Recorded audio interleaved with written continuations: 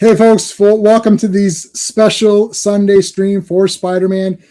Spider-Man something is coming out whenever in like a couple of weeks. So I don't know what it's called. Brand New Day. That's what it's called. Boom. Brand New Day is coming out. So I thought, why don't I break out some of the old Todd McFarlane Spider-Man? I got this. This is everything. And I thought, well, if I'm doing that, may as well do a stream on it.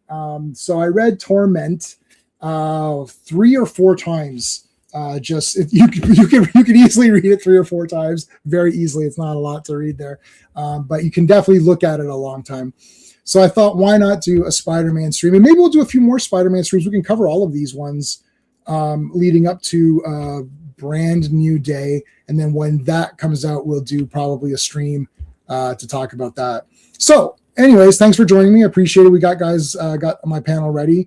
Before we do all that, let's talk about what's going on. Monday, on Earth's Mightiest Monday. So this is tomorrow night. We're doing Hawkeye miniseries. So this was the next batch of comics in the collection. And I love Hawkeye, so we're going to do the Hawkeye series. And this is actually a very fun series. It's 4 issues. There's a lot of action. It's very cinematic. It could have easily have been a movie, which would have introduced Mockingbird and Hawkeye. And it's very cool. It's a lot of fun. So we're going to talk about that. Tuesday night, Terrorvision. One of my favorite vampire movies, maybe my favorite vampire movie. I got the 4K when it came out because it's JC, John Carpenter. And I rewatched it again last night just to confirm that it's a 10 out of 10 super masterpiece where there's not even 1 second of garbage. Every second of this movie is the best ever, and that's called friggin' vampires, man. Looking forward to talking to this. Tuesday's going to be a shill session because there's 0 negatives in this movie. The only negative is that there wasn't 3 sequels to make it a trilogy. There were 2 other sequels, but they're horrendous shit. This is the real movie, Vampires. It's absolutely awesome. So be here for Tuesday. Wednesday, holy crap, G.I. Joe, a real American hero. This thing's heating up. It's heating up for the summer here. Serpentor. Wow, Serpentor is here, and he might be my favorite character, like in all of comics. Like, I mean, this guy I thought Serpentor sucked in the cartoon, so when he showed up, I thought, oh, here we go. But oh my god, this character is absolutely awesome. I wonder if after reading the Serpentor issue, if I went on Amazon to see if there's any Serpentor figures. I'm not sure. That's a possibility. That may have happened, but I won't confirm anything. Anyways, shit. Wednesday's going to be fire, so make sure you're there for that. Super friends, thank you guys. I appreciate the channel members. Always like to thank them at the beginning of every stream. We always thank our friend Clobbering Times, who would not have liked these comics, would not have cared about this run at all. But we thank him anyways because he's a good friend of ours. So put a CT in the chat if you want to honor his memory. And there you go. Let me show the comments on screen. We got Raj who's here first. How's it going, Raj? Okay, so we're gonna bring in our co-host who has been away for a little bit, but making his return here. He's going to rise above and help. He's gonna rise above and enter the stream. What? Yeah, rise above it all. Rise above it all. There you go. Raj is going to lose his mind. He's asked about you every 3 seconds. When is Sean coming back? He's here, Raj. Let's go. It's like let's go. Like kids say let's go. Like, Kiss is like. There you go. Okay, how does it go? It goes. And we're about to perform or something right now. Let's go. Like Paul Stanley's like, let's go. Kiss Alive is great. That's like a great album. It's fake too. I remember when this older friend of mine, he was I was like, it's a fake. It's fake, right? He's like, what are you talking about? It's not fake. I said, no, it's fake. It's not really. I mean, it's live, but like they went back in the studio and fixed it up. Oh yeah, okay. He was destroyed. He's like, no. I was like, oh, I'm sorry, man. I didn't mean. He's like, no. I thought that was he goes, the way everything came together. I was like, dude, it's fake, man. It's fake.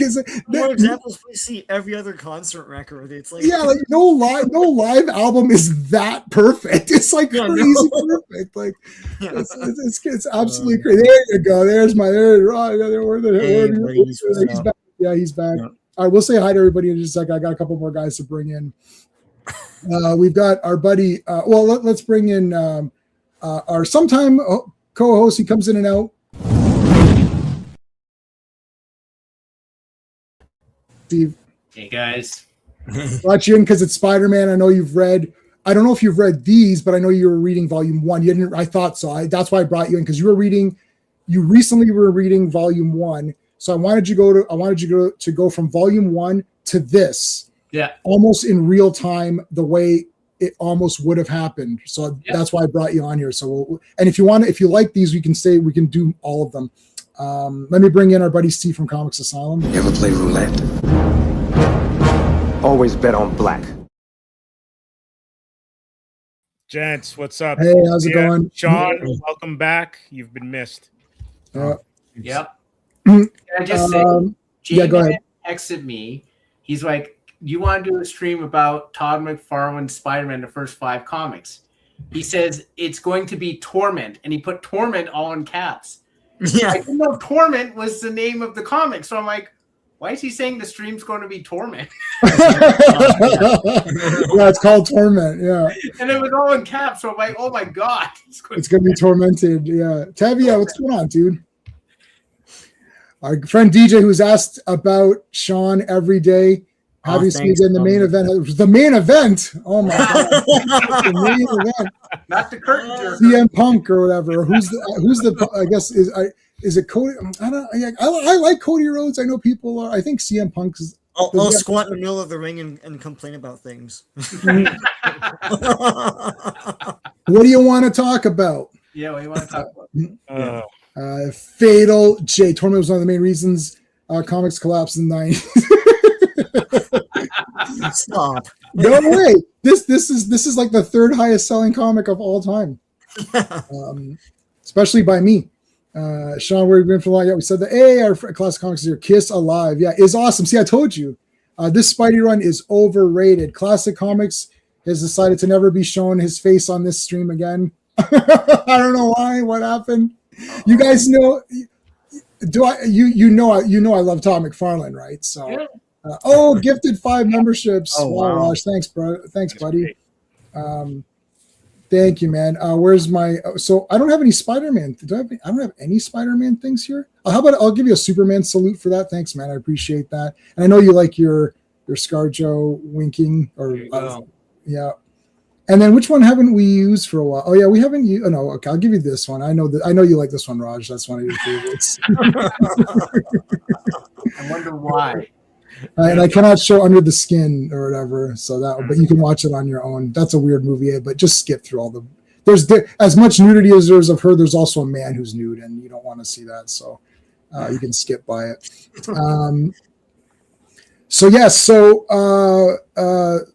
Spider-Man, Todd McFarlane. Now, so I put a poll up.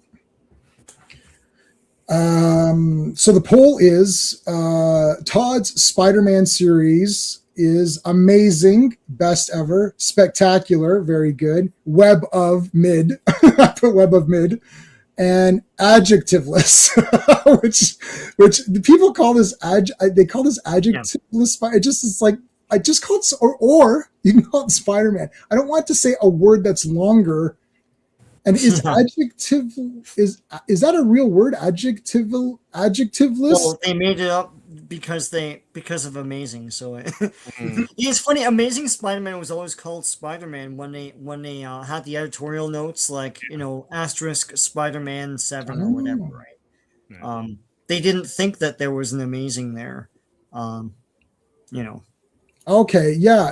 Like, I know you're right. Like, there's weird comics where, like, because it was the only Spider-Man comic, it just like Invincible Iron Man. Do people call it Invincible Iron Man, or did you just say Iron Man? Right? Like, it was one of those weird things where like you couldn't really tell. Like, it was like Fantastic Four. It wasn't just called the Four. Right? No, but like Incredible Hulk, right? They would refer to it as Hulk. It's weird because I think Hulk and Spidey are one of the few that still use some sort of an adjective now to describe them, because like everything is the Mighty Thor is just Thor now or whatever, right? Yeah. But they knew. I mean, even before this, there's Web of Spectacular, so like they knew to do that to brand each comic. Yeah. And then they figured, oh crap, we don't have a Spider-Man comic. Give it to the Toddster. Yeah. Spider-Man by Todd McFarlane. Now this, let me just check. If you are a super friend, I believe this is available on the drive. Let me see. I didn't see it. Let me see. Oh no, I did The see it. Super Friends drive, yeah. Yeah. It is not on the Super Friends drive, but it will be now. Hold on. I'll put it on. It was on earlier, though. I had to take it off for some other. Is everyone done with is everyone done with the Star Wars? Raj, you wanted the Star Wars Marvel series. Are you done with that? Does everybody still need that on the drive? But let me know in the chat. Okay, so that's the poll. Now, when this had come out, I bought 1 to 40 every month. I went 1 to 40, and Eric Larson took over in 15 for one issue, but then Todd came back for 16, which is the buy Todd. Then after the buy Todd, it went back to Eric Larson for a bit, and it went into no. There's someone in between. There's the one with the Thanos, where Thanos was there. And He actually dies. Yeah, he dies. Yeah, He gets killed. Yeah. But then after that was Eric Larson, because that was the Revenge of the Sin or the Return. Revenge or Return? No, Revenge. Because Return is an Amazing Spider-Man. Return was already an amazing, right? Yeah. So it was Revenge of the Sinner. That was with Solo and Deathlock, and then Spidey got that bio armor or whatever. Yeah, no one ever thinks of them as the Sinister Six. Like they made a video game and none of those guys are in that. So no, never. Yeah. Well, I mean, I like this. I loved these comics. I don't care. They're bloody awesome. I was super into it. I could not wait for the next one. Oh yeah. This was all like, got to get the next one. Like this was hot ticket. I think it's, is it the third best selling comic? Top selling single comics of all time. So I'm pretty sure it's X-Men, X-Force, Spider-Man. Oh my god! No, Spider-Man is number 1, 2, 3, 4. It's number 5. Is it just me, or is this the first time I realized they made a coloring mistake on the blue on his right arm and chest? This is, I can't. Like, look, if you look where his chest is, where the highlights. Yeah, this should be blue here, right? It should be blue. That's the first time I've noticed that. I wonder if that's on the real comic or not. Oh no, you know what? Look, it's not on this, so they fixed it on this. Yeah. Wow. There we go. I'm wondering if I don't know if that's on the real comic or not. I don't. So I had these. Hey, Al, how's it going, dude? Sean is back. Yes, Sean is back. Al has also been asking. The return of Sean. You give it. Sean doesn't get any money for that, right? It's all mine. All whatever 10% of it after YouTube takes everything. Good evening. Thank you. Yes, thanks, Al. Thank you. CT, thank you. Yep. I'm wondering if that's just a mistake on this colored version. Let me see if it's in the interiors of this. Yeah, it just comes across as shadow. It is mistaked here too. So that's interesting. So I don't have the original issues of this anymore, but 3 million other people have it. It's worth nothing. So it's not worth anything.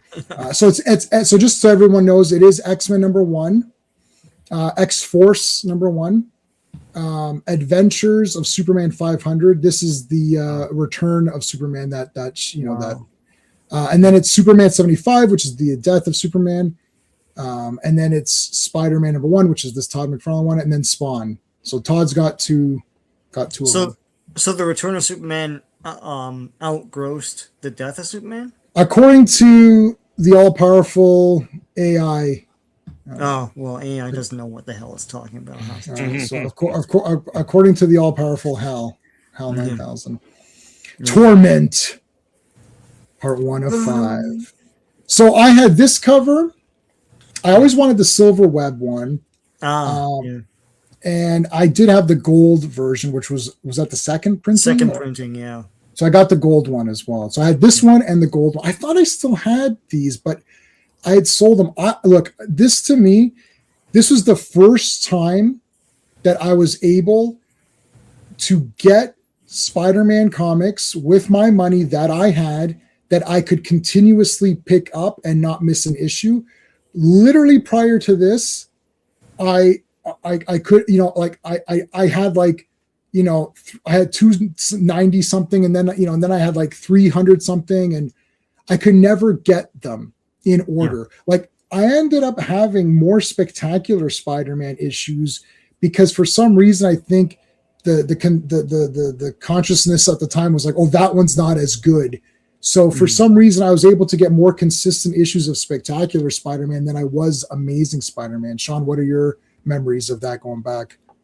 What, like of a Spider-Man? Yeah, just like get these and yeah, like they hyped the shit out of this in Marvel Age magazine, which I bought every month, and yeah, I mean, you're right. When this came out, it was super hype. Everyone was excited. Spider-Man was already really, really popular in comics, anyways. And so when this happened, it was, oh my god! All anyone wanted to know was what Todd McFarlane is going to draw, like which characters are going to be in it, so that they can get like a Todd McFarlane take of that character that they hadn't seen before, right? Mm-hmm. Like I remember the Wendigo issues. I think it was issue 12 where he has one panel of like Sasquatch and Puck, and I was like, oh my god, it's like Todd McFarlane Puck or whatever, right? Right. It was a big deal. The art far outweighed the stories, although my favorite story is that Wendigo one, because I think it's an underrated Wolverine story where he's basically Jessica Fletcher with claws. But but it's yeah, he solves the crime and everything. It's awesome. We'll do that one. We'll just finish all these, not tonight, but we'll do Perceptions. We might do them as stories. So the next one's a 2-part. Yeah, 2-part. Demon, but yeah, no. Like the thing is, this is heavily influenced by the '89 Batman movie. They make a reference to Spider-Man as the Arachnite or whatever in 2 covers, and this is all gritty and stuff. And I remember Todd McFarlane was saying he wants to make it more gritty and stuff for like the modern day, like back then modern day audience. So, but it's very proto Spawn. It's like everyone. There's crimes everywhere, and there's like, and there's a lot of, I'm gonna call them PDFs because we don't want to strike this channel, but like, there's a lot of PDFs. If you don't know what I'm talking about, I'm not gonna explain it. In these stories, as there would be in the Spawn stories as well.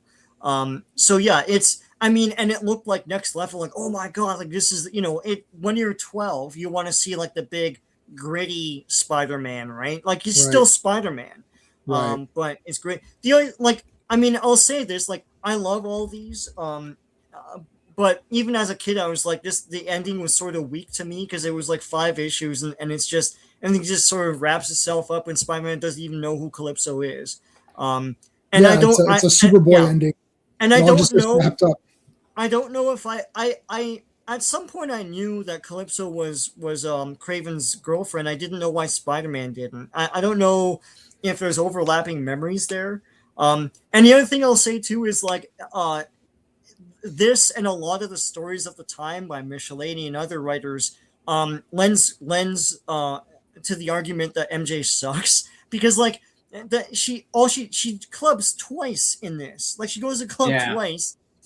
As a single one, like she doesn't even have friends to go with. They didn't know how to write women back then, and they didn't know, like, she would have had girlfriends to go with, and they didn't know. You would figure this is all I'm going to say about it. You would figure that if you're writing the wife of Peter Parker, the wife would probably have some sort of nobility or heroism to her. Maybe give her time to a soup kitchen, or volunteer at the local clinic or something like that. Something like that. And then you can tie those things into Spider-Man stories. Instead, she just goes clubbing. And it's like, who are you? Like, what's the point of this? Like, I think it was supposed to be she's the hot chick that Peter goes back to, and that's why he fights. But, like, they have nothing in common. And it's like, and when we go into the other stories, she's insufferable. Like, she's like, I'm bored. And it's like, she's the worst. But anyway, these are awesome. The art was awesome. All we wanted to see was like, oh, how is he going to do Hobgoblin? How's he gonna do Wendigo? You know, all that cool shit. And he picked all the monsters, which is very obvious going through this now. Yeah, Yeah. lizard. Yeah. He picked all of the monsterish guys so he can make them darker. Lizard, all venom, Hobgoblin, basically. Wendigo, Yeah, these big jaws. Morbius. Yeah. Like literally picking the monsters, and then the next. Yeah. So, Steven, I'll get to you last. Steve, you're a Spider-Man guy, and I have to say, when this series came out, I'm just gonna be honest because I don't lie to people on streams. It's like when this came out, the other Spider-Man titles can go F themselves. I don't care at all about them. It's a dead stop. All I care about is this comic, and I never stopped. I went up to 40 every month. The next one. The only time I branched out to the others at this time is those hologram covers where each issue there's like a green one. Spectacular Spider-Man was like green with a hologram, black with a hologram, red with a hologram. Remember, that's the only time I branched out to those other ones. I think mostly everything was like, oh yeah, this is the series. Because even with Eric Larson coming in later, I feel like he stayed for a while. Like I don't know how long, but he feels like he stayed for quite a while. But anyways, so Steve, what were you were a Spider-Man guy before anyways, so what did you think? So Spidey's my guy. The majority of my collection is Spidey. A lot of it is amazing. So ASM, and I'm gonna be the unpopular guy on this panel. These didn't do anything for me. Like I bought all of them. Don't get me wrong. I have all the covers, the gold, the black and silver, which was my personal favorite. Yeah, that is awesome. And this pose, ironically, from issue 1, they're recreating in Brand New Day. Yeah, I saw it. So, and it's cool. And so I think for me, when Todd came on, it was a burst of energy that, like, Marvel for the most part was stagnant, right? Late 80s. And it was basically the X-Men office and Spider-Man that were kind of running things. But Spidey had gone through I might have my timeline wrong here, but they were struggling through not knowing what to do with the character, right? And I'm not sure if this is pre or post the I think it's pre actually the Clone Saga. Oh yeah, it's way pre. It's pre. But like they were trying to hang on to what Todd was doing, as well as recapture Kraven's Last Hunt. Yeah. And they even recreate panels from it in this. And they tried, right? And I'll be honest with you, I'm reading this, and Sean, you're 100% correct, because I love MJ. And if you've read these books from volume 1, early in volume 1 till now, the whole clubbing thing is a persona. She's a persona to hide her insecurities, she kind of has a mirror of Banner's upbringing, where the dad was a dick, and even when she would kind of ditch out on Peter, she knew Peter was Spidey from time, but she kind of just put it to the background because it was easier to take life on a superficial level. Yeah. And so I agree with you, Sean. They didn't know how to write her. And I can see Al and I think Classic are talking about the marriage. I love the marriage. Yeah. And I was when they got married, I was probably in my late teens. If I can't remember if it was 87 or whatever, 86, 87, 88. And it was kind of weird because they have these weird rules with Spidey where it's like he can't drink. And it's almost like he's the Charlie Brown of the Marvel era. Right. And so the character doesn't get the growth. Like Superman's got 2 kids for crying out loud, right? Or one, depending what kind of retcon you're in. Now he has, he has one in the comics. Right. And then he had, in the show, there was the super son, there was instances where he had the 2 kids. The super sons, yeah. But so Superman and Lois took the 2 sons thing, Jordan and Jonathan, and then the comic now is just Jonathan, but he got aged up, which was again a mistake. But anyways, that's save that for the Superman stream. Yeah, absolutely. But just to cap off my thoughts on it, I liked Spidey during this era. I just didn't love him, and I thought that I'm probably the only one on the planet. I thought the McFarlane run, even in ASM, was overrated because I didn't think he was that great an artist, and so like me being a Romita fan, a Gil Kane fan, all that kind of stuff. You look back at his artwork now and you see all the imperfections. But one thing that those Image guys like him and Liefeld were able to do, they put energy into the books. And you could see that when he had editorial freedom to do what he wanted, he was having fun on this book. The amount of detail that's in these panels is crazy. And the art levels up. But there's still stuff where you're like, okay, if you were trying to get in the biz, those are the things that would probably keep you from being in the biz, because they say, well, you might got to go work on your anatomy or whatever. Yeah. But So there's no denying though the energy and the juice that he brought to Spidey. But again, this is the same as Rob. See, this is what people only now in this late hour can we see that this is all manga, because I've been reading manga of this time period or before this time period where Rob Liefeld has mentioned on his podcasts and whatever or his YouTube streams, he's mentioning certain ones like, hey, I own that one. I own that one. I own that. I've seen that. I know it. Like he literally mentions like, oh yeah, I know all these. And then you're like, holy crap. And then it's all of a sudden you go back and like, oh, I get it. This entire comic is manga. It's just colored manga. And then even like some of it's like panels are like this and it's like super stretched out long and like webbing, everything is like super hyper exaggerated. Like Hobgoblin, when we get to, let's say Lizard doesn't have whatever teeth. He has 400 teeth and they're all hyper sharp.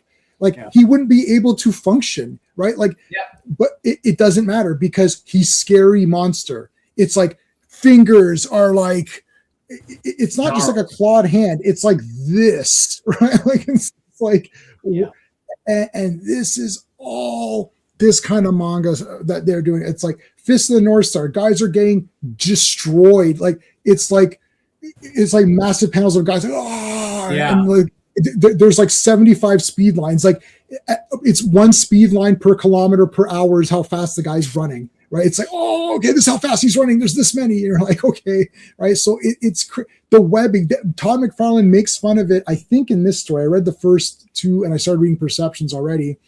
I've read this story 4 times in preparation for this stream. I read the next one 3 times already. I'll read it a few more times. It's only 2 issues. But like he says it like, why do I spend so much web? Like it's outrageous. Like, well, you just need to swing on one line of web. Like why is there 75 webs and you're just swinging? But it because it looks cool it looks cool as the excuse for all of it. So Steven, I'm assuming we did not know each other at this time, of course. So you would not have been buying this off the rack or in the shop, right? So is this today or whenever you read this? In preparation for today, was this the first time you've ever read this? Yeah. Okay, so I mean, we'll get your thoughts as we go through it all. But did you finish volume 1 of Spider-Man? I don't remember. I am still trapped in the Clone Saga. I'm in. Okay, so Amazing Spider-Man. Can you give us a like 500 issues, 500s or 600s? I can give you an actual exact number. You can tell me the exact number. 1 second. I can give you an actual number because I had to keep the Clone Saga written down so I actually would be able to follow everything. Right. Because it's impossible otherwise. It's not I have read 406 issues of Amazing Spider-Man. Okay, so you're into the 400s. All right. So you passed all the Venom. So, well, Todd ended with 320 something, I feel like. Okay, so he started with 298. Yeah, 298, 299, the first Venom, whatever. Yeah. And then 300 the second. Yeah, the second. The second appearance. Yeah. I mean, if it's the full screen and it says Venom, I don't understand. Anyways, okay. I don't get them. Anyway, sure. So that was so yeah, because he started it was Venom right away. So it's 298 is where he started. And he went up. He didn't do that many. He went up to 320 something, I think. Yeah. And then it was like, okay, I got my own title, and then that's it. I love Todd McFarlane, all those guys. The reason we loved them is because they were new and hot when we were at the right age for it. Exactly. That's number one. So they got lucky on that. But also they were handling characters that we already liked and thought were getting kind of stale. And all of a sudden these new guys came in and you're like, whoa. Also, it doesn't hurt that there's X-Force #1, X-Men #1, Spider-Man #1, all coming out. And you're like, hey, I can jump on right now. And I'm in. Like I still have my original Executioner songs. So I was getting the Executioner song every week. And me and my buddy Paul were buying it. A couple other guys at school were buying it who I'm not in touch with anymore. But my buddy Paul still has the X-Force issues because we'd be like, oh shit, what? The Cable killed him? Whoa, this is crazy. Like we're like, this is like legitimately crazy. Like what the hell's happening? And like Wolverine and Bishop are like going off on their own and everything. You're like, this is like super awesome. And then Archangel turns bad. You're like, oh shit, Apocalypse. Like there's that one with Apocalypse and Archangel like, what? He's bad again. Oh, this is going to be sick. Like we were pumped up. This came out. Everybody, literally everybody I knew had this comic. Every single person I knew had this. I at one point had doubles of all of this run because my friend Jay got rid of his comics. So I had duplicates of all of these. And he went up to like issue 20 or 30 himself. Wow. And he is not a big comic book. His entire comic book collection was one long box. And I've got like, 50 or something, right? So like, even he was getting it. Like, this is how crazy it was. Like, even he got them. So Steven, you're starting out with this. So let's get into it and I'll let you start. So you open this up. We get into it. I got to rebut on the MJ thing. Oh yeah. Go ahead. Yeah, go ahead. Because there's two things that Sean and I always disagree on. One is Kroll. Right. And the second is the Dutch. Mary Jane. Yeah. I love Mary Jane. I absolutely love her. I understand the arguments, but I feel like he's an everyman. He would not get a supermodel. It's a wish fulfillment thing, but it works for me because you have to remember Peter Parker's life. Spider-Man started out as a completely depressing story. Every single issue, he was bemoaning being Spider-Man. He could not. Charlie Brown. It's Charlie Brown, exactly, Steve. It's Charlie Brown. And like Betty Brant was a horrible girlfriend. She was insufferable. I hated her. Yeah. And Gwen Stacy didn't last long enough to leave a great impression on me. She was okay. She hated Peter at the beginning.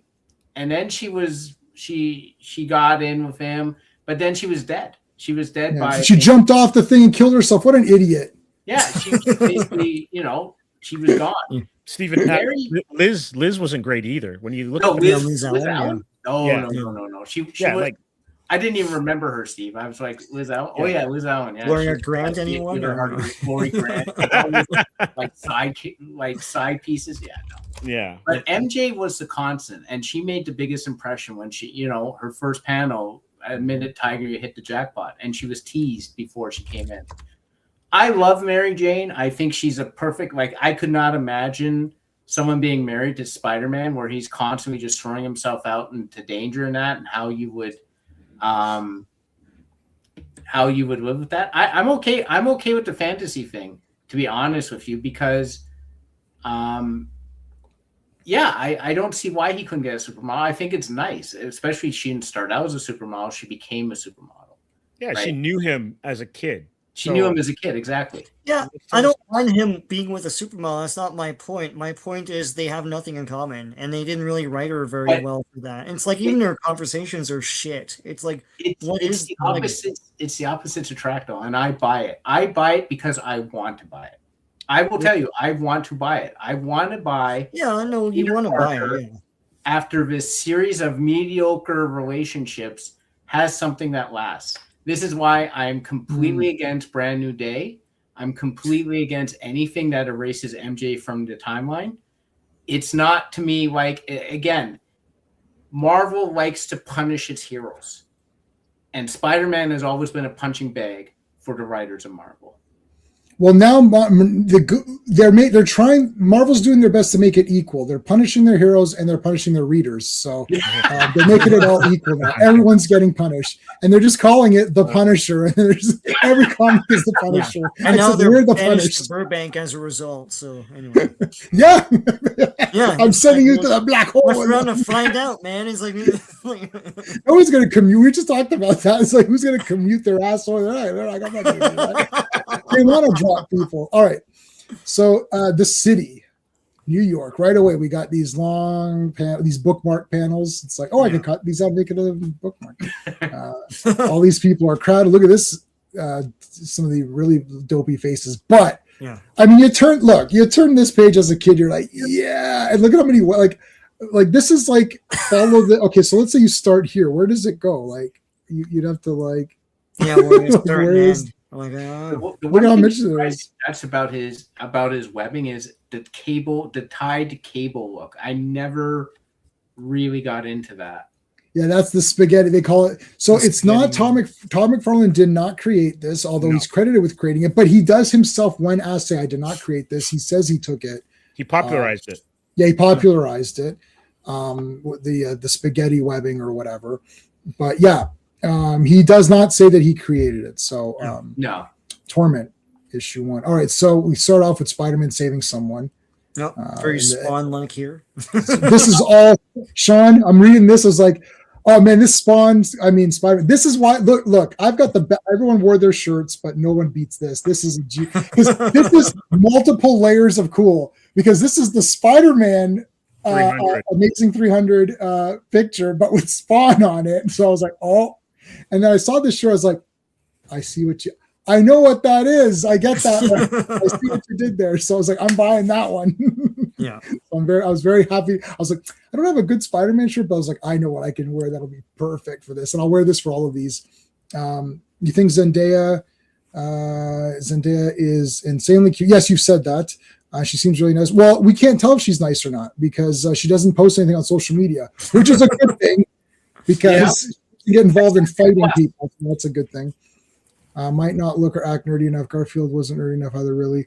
I rewatched some of Amazing Spider-Man 2. There's a lot of Spider-Man saving guys in that, man. Yeah.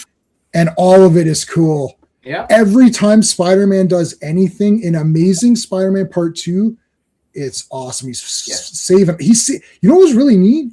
There's a part where this thing's falling out of the truck and he uses his foot to grab it. Yeah. Yeah. I don't think we've ever seen that because he can stick. So I was like, that is so neat.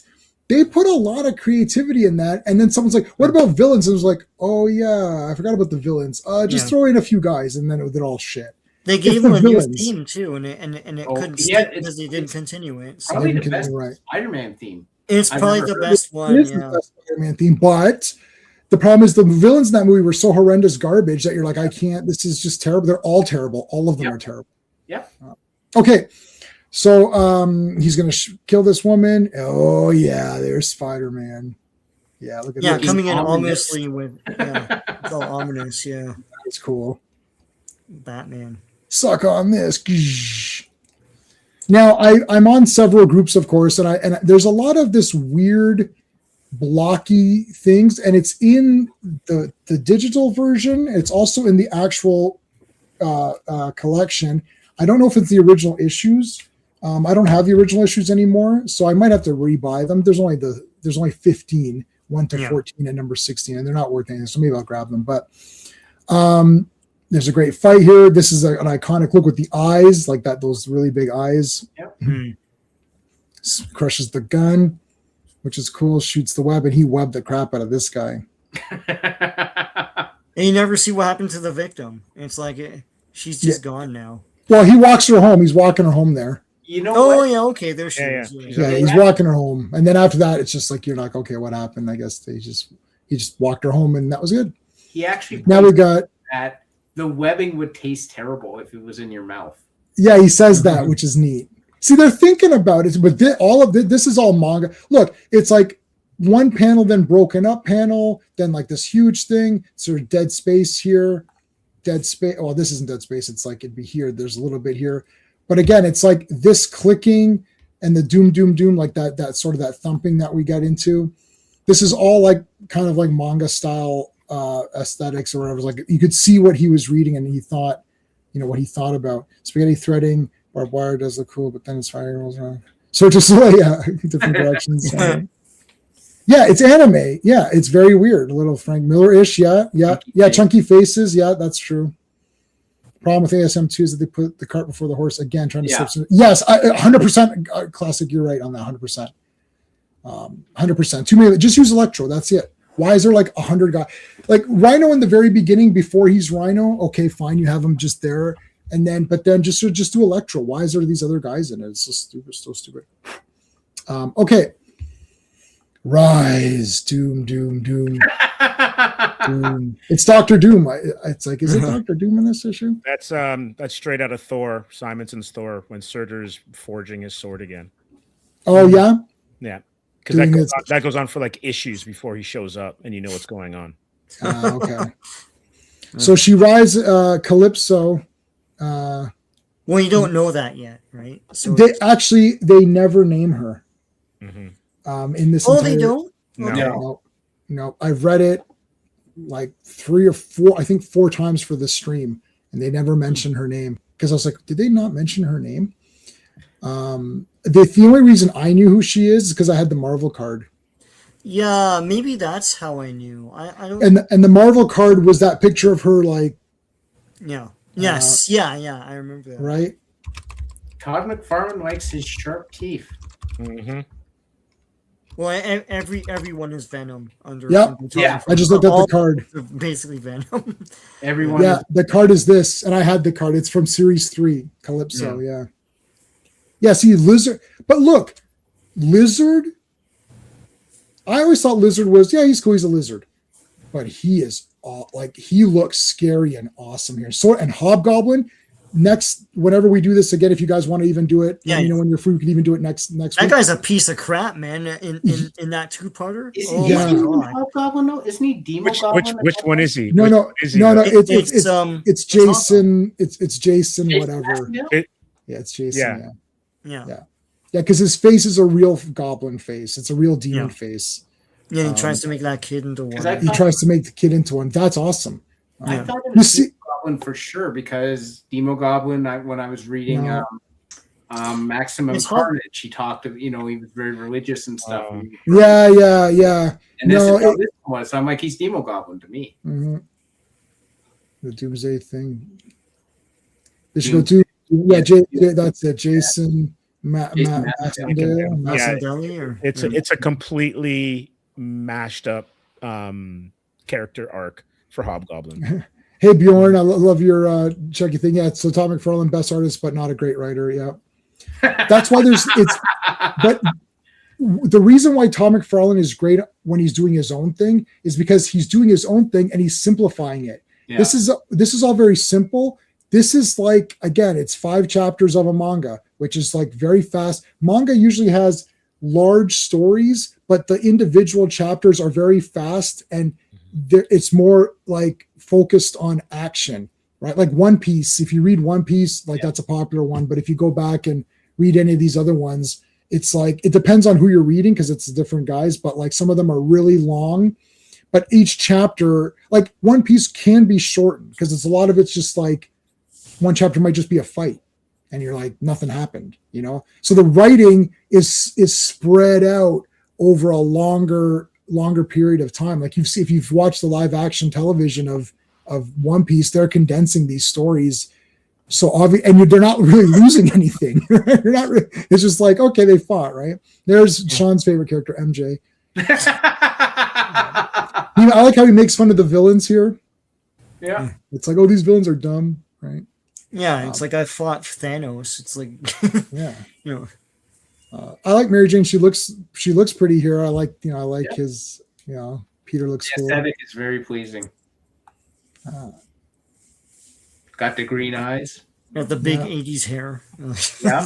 80s hair. Yeah, it's great. Big flowing red hair. Doom. Back to the lizard man. Yeah, like see, look how cool. Oh no! Now he sees a bunch of punks. Yep. Now I'm gonna eat this them. rat. Yeah. I'm gonna forget. Yeah, that. there is no Kirk Connors. There is no actual lizard character. This is just a monster. Mm-hmm. Yeah. He sort of writes his name though, and no one knows what it is except for Spider-Man. Yeah. Where is that? Should be coming up. It's coming up after he kills those guys. Yeah. Why is Peter McKay though? That's He's like, hey baby, what's up? Woo! They're having they cuddle and they're friendly with each other, so that's nice. Yeah. Or hose is running. It's got a big run in it. Yeah, because they're poor. I never noticed that till now. Highlight, Sean. Highlight. Yeah. Highlight. No, I think it might be a rut. It might be on purpose because Maybe. Yeah. see, like, look, this is a manga panel, right? The way they even did it this way. Mm-hmm. And now Yeah. he's destroying these guys. I like So how Todd that- McFarlane's whole outlook is that if I can tell it in a splash page or if I could tell it in 2 or 3 panels, then that's how I'll tell it, right? Like he prefers doing these almost every page as a poster, and there's not as much of the sequential. Like when we read when we were doing the Frank Miller Daredevil run, you could see the Daredevil fights were absolutely crazy. Like it's it's almost an animated movie. Like it's like like you could see the move. Yeah. This is just like he comes in and destroys them. You see, like it's just one page. It's like breaking in. Now this is almost like every page is a cover, right? Like this could have been a cover of a comic, right?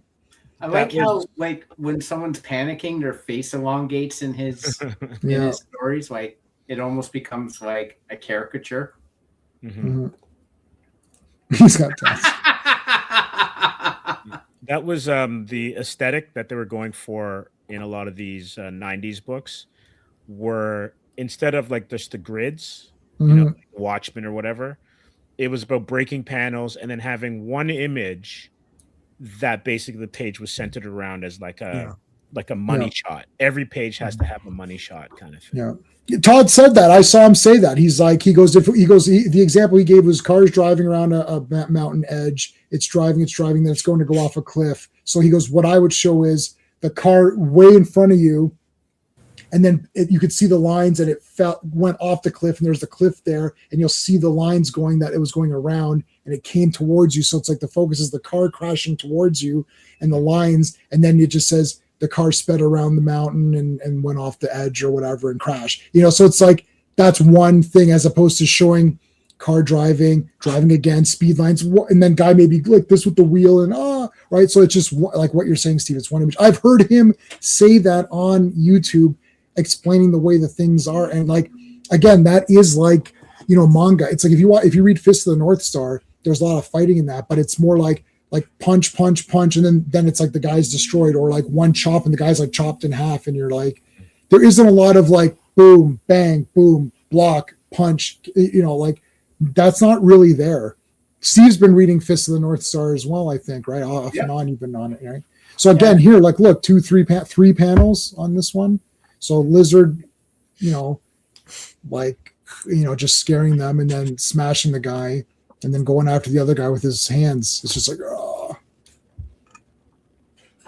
Well, it's almost like a Universal monster movie, right? Like how he set it up too, where like you see pieces of the monster. Yeah. And you sort of let your imagination, just based on what you see, fill out the rest of the monster for you. Yeah. This is like me of Maniac Cop for some reason. It's just that sort of like, because he's killing guys like at a rapid pace. Yep. And and then finally Spider-Man has to get up off his ass, and And there's Calypso pricking her thumb or pricking her finger, making a spell, a potion. Wicked this way comes. Yeah, here's cool. Now we have never seen anything like this crazy, I don't think, in Spider-Man. No. We've never seen Lizard do this before. No. It's implied, but yeah, he's pretty. And there's no Kurt Connors. And all that, No. Yeah, this. Oh, so I'm glad you said that, because I wanted to say something like because it's still the real Lizard. See, Todd McFarlane he made a specific style. He made it his own, but he didn't redesign people and be like, oh, Lizard is stupid, I'm going to make it better. No, he drew Lizard in his style and added more teeth and made it more ferocious, but it's still the Lizard. Like at no point in time are you like, oh, it's the Lizard. Oh, it's like, no, that's Lizard. It's like it's not Todd's version. Shirt, purple pants. He's got a doctor. Like I don't know how old this doctor's frock is. Like at this I love it. Point. He's got the same damn thing on. Yeah, he and Banner shop at the same professor/doctor store. Yeah, and Rorschach has purple pants. Yeah, but they're dress pants. Rorschach has like dress pants. So it's like, The purple pants store. Can I get the dress pants version? Why, sure. Yeah, you get pinstripe. Yeah, get the pinstripe. All right, so Spider-Man's putting on his uniform. That's Dr. Lizard. Yes, please. I didn't spend 10 years in medical school to be called Lizard, Mr. Lizard. It's Dr. Lizard. Very famous, like Spider-Man in between his crotch and whatever. Yeah. Yeah. The legs up. Yeah, so the legs up thing, he didn't invent that either, right? No. It's just basically, but he popularized that too. That I don't know who invented that. If he's Spider-Man, he's gonna move differently than a person, right? Well, it also gives you I find McFarlane likes definition in his characters. Like he likes to show the muscles and stuff, and the best way to show how powerful, how muscular Spider-Man is. Yeah, it's also a rendering thing, because like if you look at like Stephen Platt and other artists that were in this time period, Stephen Platt's Moon Knight is another example of this, where you've got so much rendering and noise on top of the line art and use of blacks that you then don't notice a lot of like some of the structural stuff that might not work. Right. So the head's a little bit off to the side or whatever, but that's not the point of it. The point of it is what kind of stimuli is the eye getting, right? And if you're a 12-year-old kid, this is an absolute overdose of stimuli. Yeah, you were forced to go through this comic many times. Like I can go through it I can go through this every day and just go like, yeah, this looks really cool, and it's neat. And the angles too, right? The angles. He's pushing a lot of bird's eye and worm's eye view. Like where is this? This is like he's upside down coming towards us, and the buildings are there. You got the birds. Yeah, but the building's up or side, or it's like they're like kind of going like they're kind of going random. Yeah, it's like Inception or something. It's like Spider-Man in Inception. I find the webs so under the underarms keep disappearing and reappearing. Not like this comic, but in all comics. Like sometimes he has them, sometimes he doesn't, and it keeps throwing me off. So I watched a thing the other day talking about Spider-Man. It was on one of the discs. I ended up picking up the Tobey Maguire 4K trilogy. Yeah, it's just the movies. It doesn't have Spider-Man 2.1, but whatever. But anyways, in one of the hey Dan, how's it going, dude? Hey, Rakondo, I see that. See that Rakondo in there, eh? Well, Rakondo's getting his ass handed to him tomorrow on Wednesday night. So you're gonna have to change that to Serpentor, buddy, on Wednesday night. No, but and they literally said it's they just the guy, I can't remember which editor in chief it was or whoever it was on this special one of the special features of one of these things was like it's like the artist could do whatever he wanted. Do you want, or the writer could be like, yeah, put the webbing or not. It's like it did, even with the black costume, because after the black costume, after they got rid of the black costume, it would still come back in and around, right? So they literally, like, sometimes he'd be like, they showed one panel where it's like, oh, he forgot to take the suit out of the laundry, or it was like in the sink or something. He's like, oh, I'll just wear the black costume. Yeah. So literally the writer just picked whatever costume they wanted. Oh, give him the black one for this one. Okay. It's just like literally completely in random. Hey, same time, Toys. How's it going, dude? Yeah, and I agree. You see, it's all the age stuff. See, Steve, you're the old man. Yeah, old man out. Oh, I don't like the Spider-Man because I'm an old man. I'm the guy. Get off my webs, right? So get up. This is the real Spider-Man. All the other ones before this was the fake Spider-Man. Yeah. It's funny because, like, I remember during the Roger Stern run, which would have been the 200s. Early 200s to about 250 or so, he actually brought back the underarm webbing and made a point of pointing it out. Like when he puts his arm out, you can see it, and when it goes this way, you can't see it. And so it was one of those things where you're right, depending on the creative team, there's certain elements, because there's some that were like Ditko fans and some that were like Romita fans, and Ditko's look was a certain way, and I think Todd goes back to Ditko with how kind of awkward the character is in terms of his bendability, the dark black or the blue or whatever it is, but the blue with the black highlights or whatever. And so that's where Todd was going with it. But then like there the others that go, I'm a Ramita guy or a Gil Kane guy, and then they draw him a certain way. So it comes down to preference. These black squares are present on the print versions. I don't know if they're in the. I asked one of my. I'm in like Spider-Man. You know, I'm in a Facebook group for everybody. So I was in the Spider-Man group. I was like, does anyone know like what the hell's going on here? And one guy speculated that he thinks that there's text there, and they just literally like cut it out, and then they had to put a black, and it just didn't print the same black properly. So that's why you get. It's only in Torment. The rest of the stories don't have this. So I'm not sure. What are you talking about? You keep saying this, but. Are you guys not seeing these gray? There's 3 black. Oh, I see it now. Yeah. Okay. It depends on your eyes and how like it. So like it's in the books as well. But I don't know if it's in the original issues, and none of the Spider-Man Facebook people wanted to break out the original issues. I don't think they are. Because the print would have been different, but these are high scan prints, right? Mm-hmm. So like they pick up every detail. Like this one you don't see it. This one you don't see it. All right. Because it's printed on paper, but on here you do see it. So I'm not sure. Like if I just, because I've got in order for everybody to see, I usually up my brightness so that you could see it better on stream. Yeah. Because if it's too dark, you can't see it, right? So there you go. But that's the only thing.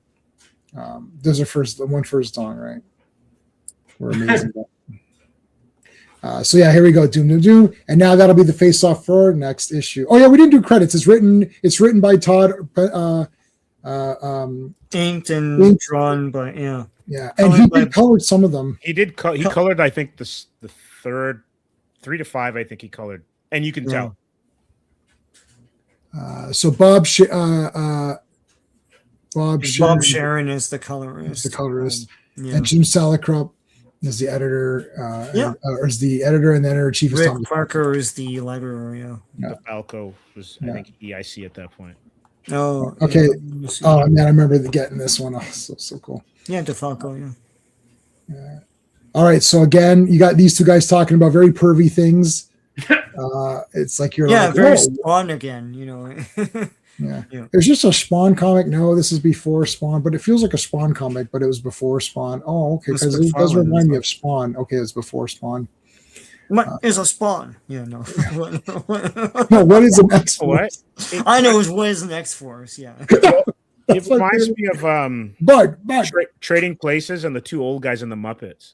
Right? Yeah. The way that they talk. Stan and Morley, like 2 old school names.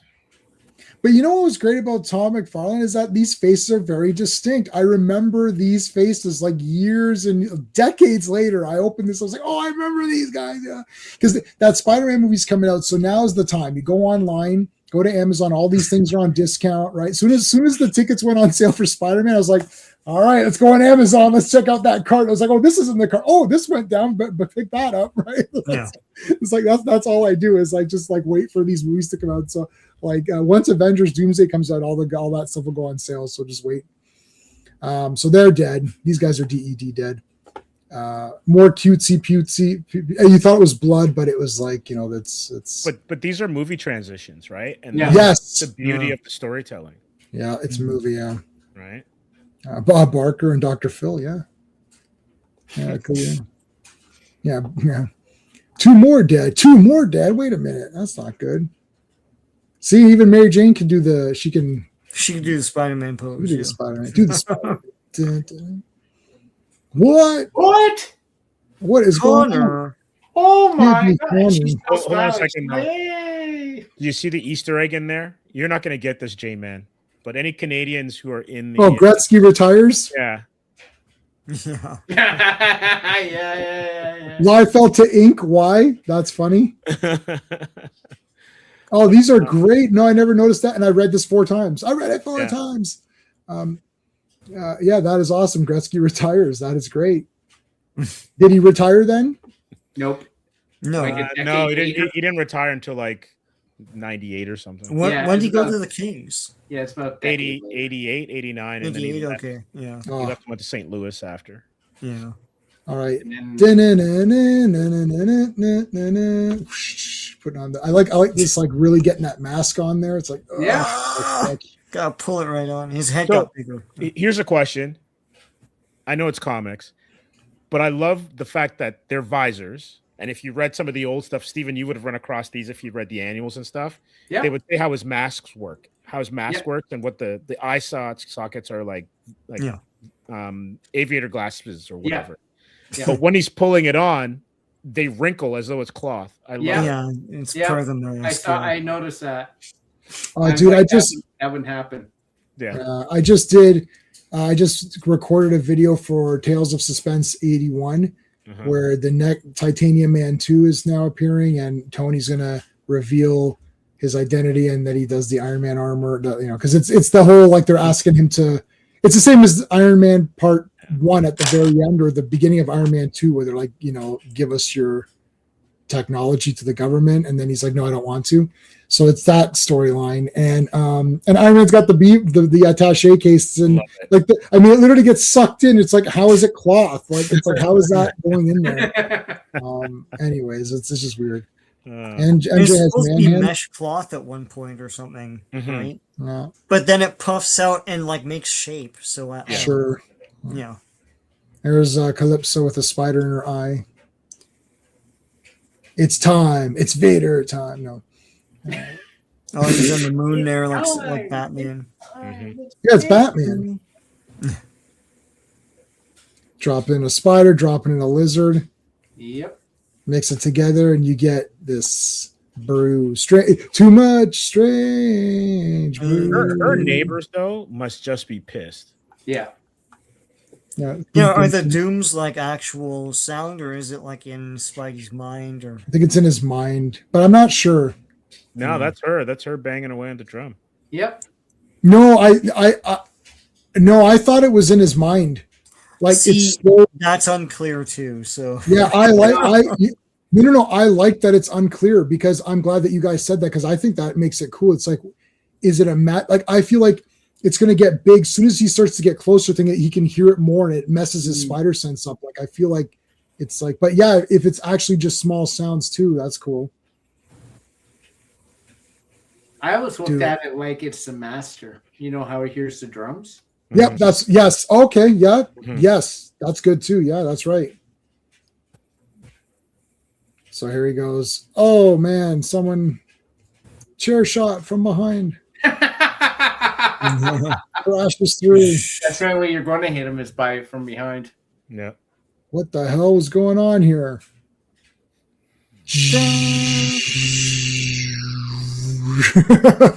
Smash through the window. Wrong Spider-Man. Slash. Now here he poisons him, right? Yep. yeah, Because he's got the poison. So he dipped his hand in the thingy. in Yeah, that it's like- cauldron or whatever. Yeah. I always think of Griselda hitting her head on the pots. Oh, no. Woo! Let's go in some woo! Boink, oh. Billy Van, man. Billy Van, yeah. Smashing his head into the pot. Yeah. That is funny, actually. Anyway, so scratches him. Like, look at Lizard. It's just like it's like Venom. Yep. Yeah. It's Yeah, like a yeah. Venom. Literally is guy. Venom at this Yeah, point. right. Like a non-speaking Venom. Yeah. It's going Lizard poop. Yeah, it's probably gross. Yeah. smoke scrotum. Yeah. Smoked scrotum. That's a good one. Connors, what are you doing? Connors, what's your damn problem? It's like throwing shit at him. Again, now these fights are all like, big movements. It's like, Yep. it's not even, I don't even know, is it the Marvel way, or it's almost like you took the Marvel way and extremed it even more somehow. It was like, because the Marvel way was you show the very last, like, it's like the last hit or whatever, right?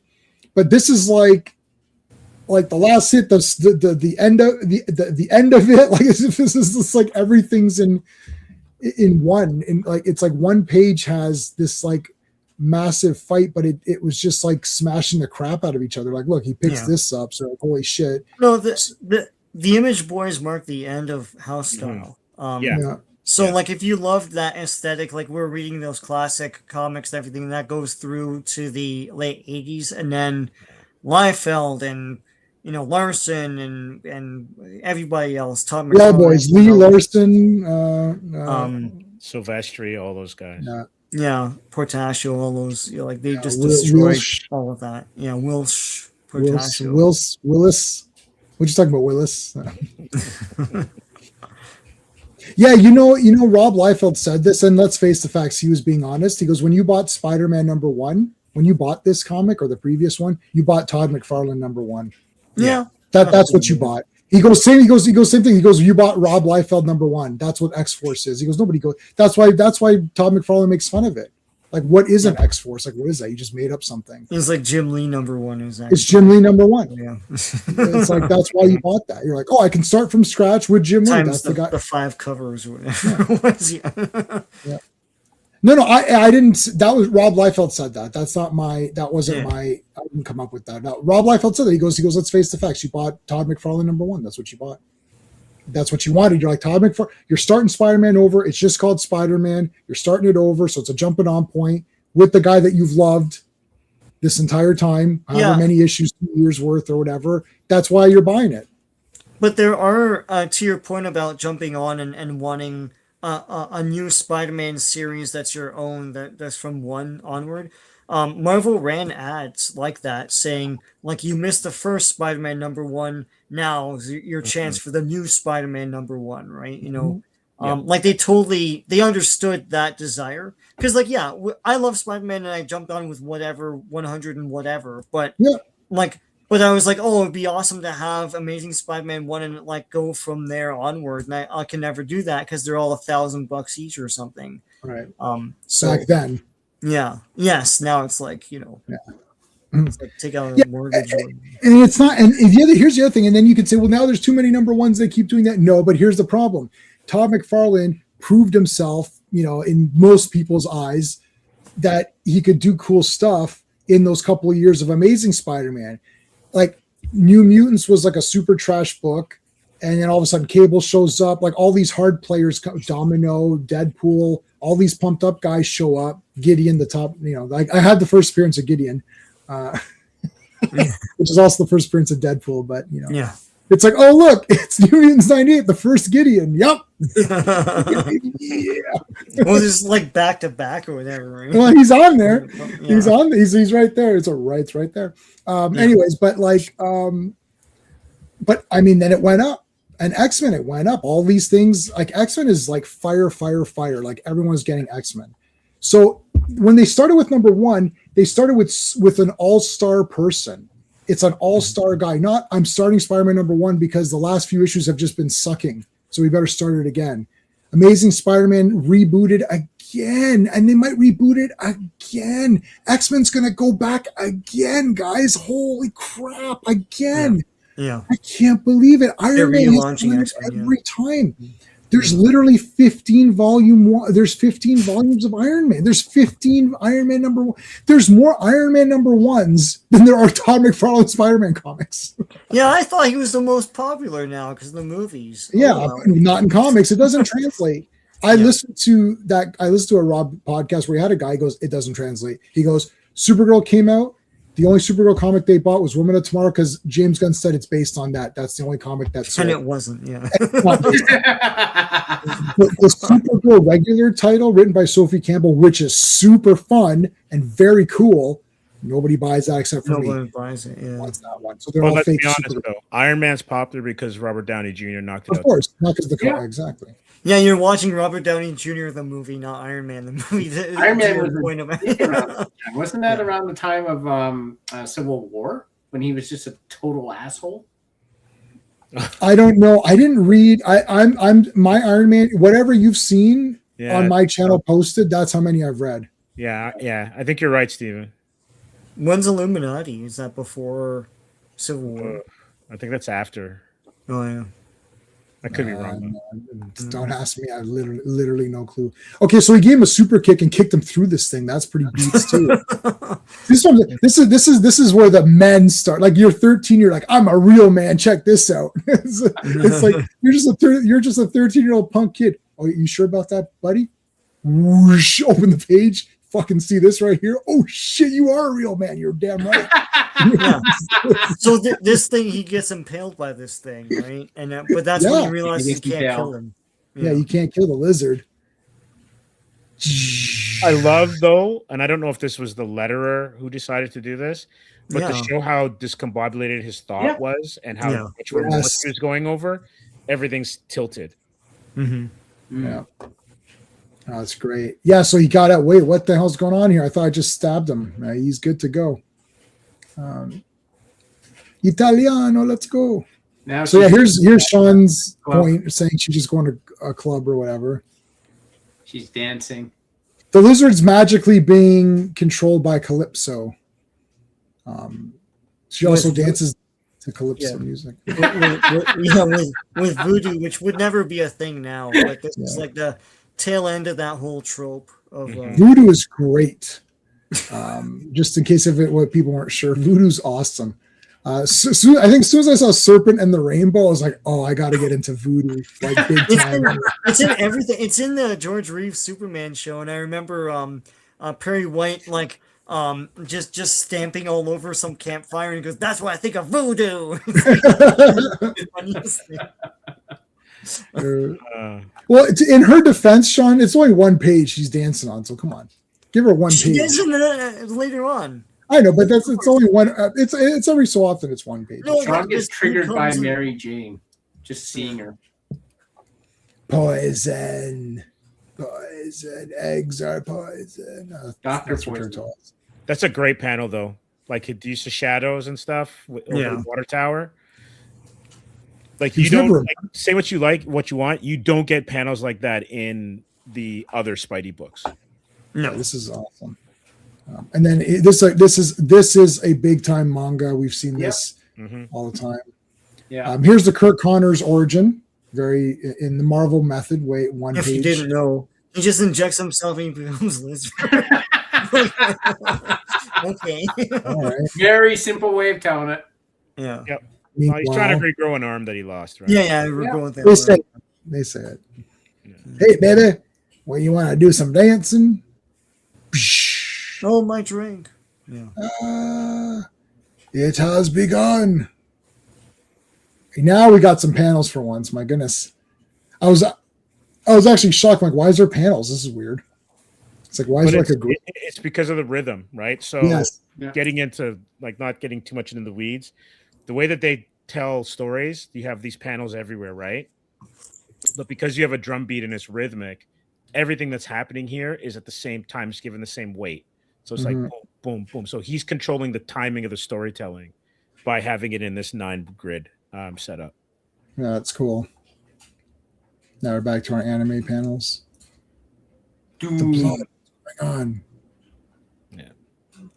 No. It's Lizard again, jumping. Look at that. That's crazy. And this is another shift from like, I guess, Silver Age comics. They used to do blood with black. They never used to do it red.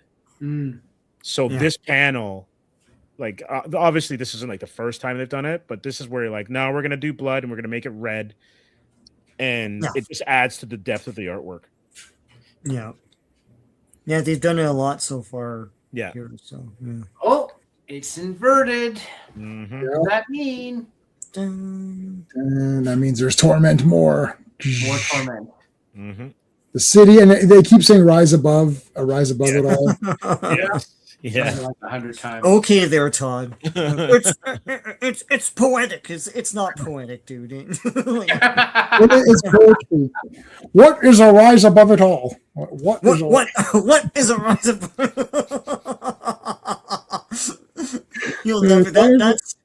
That's our new Superman didn't even do nothing like that. Yeah. We usually use Superman didn't even do nothing or whatever. Blank character didn't even do nothing. Yeah. Which is we still keep that around. But I like the what is a blank. Yeah, what Like, is that's Todd McFarlane is like, what is an X-Force? That's Rob Life. Now this is allegedly this is Rob Liefeld doing the voice of Todd McFarlane, making fun of Rob's work. It's like and hey Todd, I'm going to do this thing called X-Force. It's like, Bud, what is an X-Force? He's done that impression in front of Todd. Like I saw and Todd loves it. He's funny, right? Yeah. Yeah, and he makes fun. He's like, Bud, why do you have like 12 characters with faces? And so he goes, I got one guy. He's got no face. It's just webbing. It's like, why are you drawing 12 characters? It doesn't make any sense. It's like, I like having big teams, but just pick one character. I know, but everyone had teams. It's like Wetworks and like Wildcats and like freaking Cyberforce. Like, true, God. yeah. Totally poetic, eh? Like, it's where's my Canadian code? It's from the Canadian code, eh? Like, it's in the Canadian Criminal Code, eh? Yeah. Like there's legal precedent setting cases in law.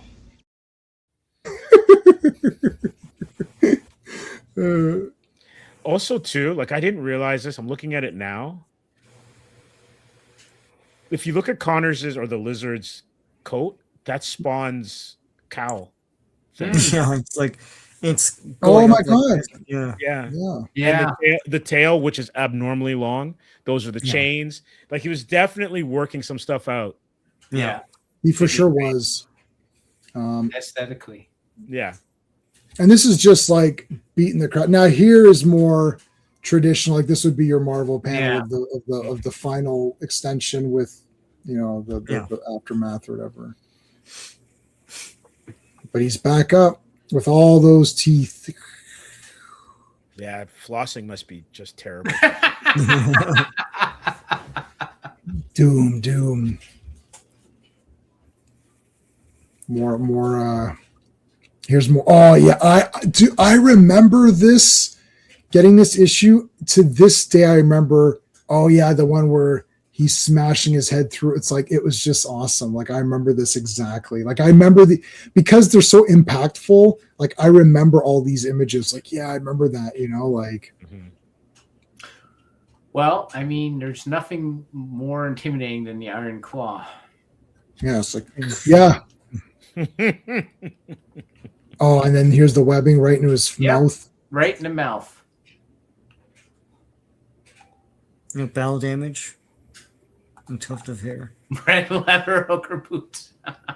Yeah, they're very pointy here. That looks weird. Yeah. Occasionally you'll get some weird feet or something, or it's the nobody can draw feet or whatever. But again, this right here with the hair sticking out a little bit out of the, like him coming out of the, this is like, wow, I remember all this exactly. Like, to me, see, I always loved what I like about these guys, Rob Liefeld and all that, is that they're the last generation like this. So let me explain this. They're the last group of guys that grew up in the era and knowing the creators. Like Rob Liefeld had Jack Kirby over for dinner many times. Yeah, so, being a student of the creators, of the actual guy. And admiring them, And admiring them. So Jack Kirby shows up. Hi, Rob. Hey, Jack. You want to sit down? And it's like, okay, this is crazy. This is the actual. So, we can't sit down with Charlie Chaplin or Buster Keaton or, any of these, like original guys. Like, we can't do that. We can't even sit down. Like, John, in a few years, we won't even be sitting down with John Carpenter or Spielberg or any of these. Like, they're going to all start going, right? So, if we could go back, like, this is like the actual creators are still around and admired by the guys who are doing it now. So these guys so Todd McFarlane loves Spider-Man. He's not saying, I want to make my Spider-Man my way, change the costume so it looks cooler to me, or I want to do this because I think it's cooler. He's saying, I love Spider-Man, and maybe people don't know how cool he is, but I'm going to make him as cool as I think he is in my mind, which is, yeah, he's whipping around and throwing webs. And this is the way I'm seeing Spider-Man. And Lizard, oh, it's just some lizard. Like, literally, if we're there, kids like, yeah, Lizard, he's cool. Like, we never thought Lizard was scary or formidable, really. We just thought, oh, yeah, Lizard was a cool guy. I like Lizard. I also like Dr. Octopus. I also like Sandman, and I also like Green Goblin. And, you know, you like all these guys. You're reading this like, holy shit, Lizard, fuck, this is fucking crazy. Like, holy crap, Lizard, man, yeah, shit, this is scary. Like, he's legitimately scary. He's killing people and ripping them apart and writing his name, and you're like, this is crazy. And Spider-Man's like, oh my God, this is awesome. Like, yeah, Spider-Man. It brought it back to the level that it always was. Spider-Man was always a great character. You know, the one like top 3 or 4 best superheroes ever made, right? Probably top 3 of all time ever. So like Todd McFarlane loved the character and made it awesome. He didn't say, I'm going to strip it down to what I think it should be, because he still admired the creators that were still there, Stan Lee and all that. Not the guys now who are like, Spider-Man is this, and this. I don't like any of these things. I'm going to do it the way I think it should have been done, and I'm going to do this and that. It's like, but that's not Spider-Man anymore. You didn't bring anything cool. Todd McFarlane didn't redesign any costumes. He just kept everything the same and just ramped it up. Now, whether that's right or wrong in your eyes from that time, thinking, well, this is, you know, you might think you lost the character. You know, you kind of lost what Spider-Man really is in these comics. And that's fair. That's a fair point. That was kind of Klobby's point, I think. A lot of the, you know, older school guys were like, yeah, you kind of lost what like, this isn't, what is this? Like, this isn't Spider-Man anymore. I don't know what this is, right? But I think Todd McFarlane's doing it from love. He's not like, oh, I think Spider-Man's a loser and I'm going to make it cool. I think he really loved the character. And it's like, this is the way I see it. It could be like so much like crazy stuff going on. And Hobgoblin is the scariest villain in the next series. Hobgoblin is the number 1 scariest, worst villain in all of the Spider-Man thing. It's basically clown mixed with like Violator or whatever. Yeah. That's literally what it is. And that's why I guess he took that. I don't know the Hobgoblin stuff. I know it was going to be Ned Leeds, but then what's his name didn't like that. Yeah. And then it's like, oh, it shouldn't have been Ned. I wanted it to be this other character, which I can't remember the name of, some other random guy that I don't even remember the name of. And they're like, no, it's Ned. But then, oh no, Ned was controlled or something stupid or whatever. And they didn't know what it's. So then they've got, and this is, so then there's this guy. I didn't know that this Hobgoblin wasn't Ned. Yeah. Oh yeah. Like, I didn't know that in this comic until this week when I researched this second comic. It's like Todd McFarlane wanted to. That's how I knew it was that Jason guy. He's like, oh, he wanted to use Jason. I was like, this is not Ned. I'm like, oh, what is this? Wasn't one of them Jack-o'-lantern at some point? Yes. Yeah, you're right. There's one with Jack-o'-lantern. There was I think Roderick Kingsley was the first Hobgoblin. Yes. Who was we can look at, if there's time, we'll look that up. Well, we will look that up for the next. What I'll do is while you're doing this, I'll look it up. No, wait. We get to it, we can. Yeah, hold on. No, Steve, you know what? Let's save that for the next story because Hobgoblin is the next story, and it's only 2 issues, so we'll need more filler for that. So let's table that for the next. Because do you guys want to Hobgoblin? Yeah, we'll definitely do the next one. Let me know when you guys are free, and then we can do the next one. It's only 2 issues, so we can talk about other Spider-Man stuff as well. Before we move ahead, though. Yeah, what you're just talking about, I don't think we can do this era justice if we don't kind of acknowledge the time period that these were written and published. So this was after Watchmen, and this is after Dark Knight Returns. Yeah, and everything was deconstructing the hero. Yep, right, making it darker, right? And this is where like characters like Superman, unfortunately, just run into issues. Because you have this kind of thought like, well, what came sucked, and we have to deconstruct it and make it darker or reflect the times, as opposed to this is the hamburger you've always loved. And it doesn't matter if it's the 30s, the 50s, or the 70s. This is what it is. I'm not saying that it has to be exact, but you don't have to like change it so radically that you can't recognize what the hell the characters are. You can put them in those dark stories, but those characters don't have to be dark. But this doesn't do that, though. No, not at all. No. But it's a trick that I agree, Steve. It's a trick that they use to ground it in a reality you understand. One of Sean's favorite words, verisimilitude. But they don't understand that we know what modern times are like because we live in them, and we want that respite from it. We want something familiar that makes us feel better. You know what? That's an excellent point. And you know what's a perfect example of that? The Boys. Yeah. The Boys TV show tried to be so extra, let's put it that way, that they weren't meta anymore. They just became a documentary of sorts. Yeah. And it's so far away from what the source material is that no one's happy. Yeah. That happened to The Boys. It completely felt like I finished the whole thing. I've seen the whole thing. I was like, I just lost my what's happening now? And they're trying to do all these allegories for modern politicians and stuff. You're like, what the heck is this? And then they do it wrong too. This is the same kind of thing where they try to insert so much of this stuff that they end up making it worse than. Yeah. This is like Batwoman. You've ended up making it look bad on your. You've ended up making fun of the thing that you're trying to poke fun at.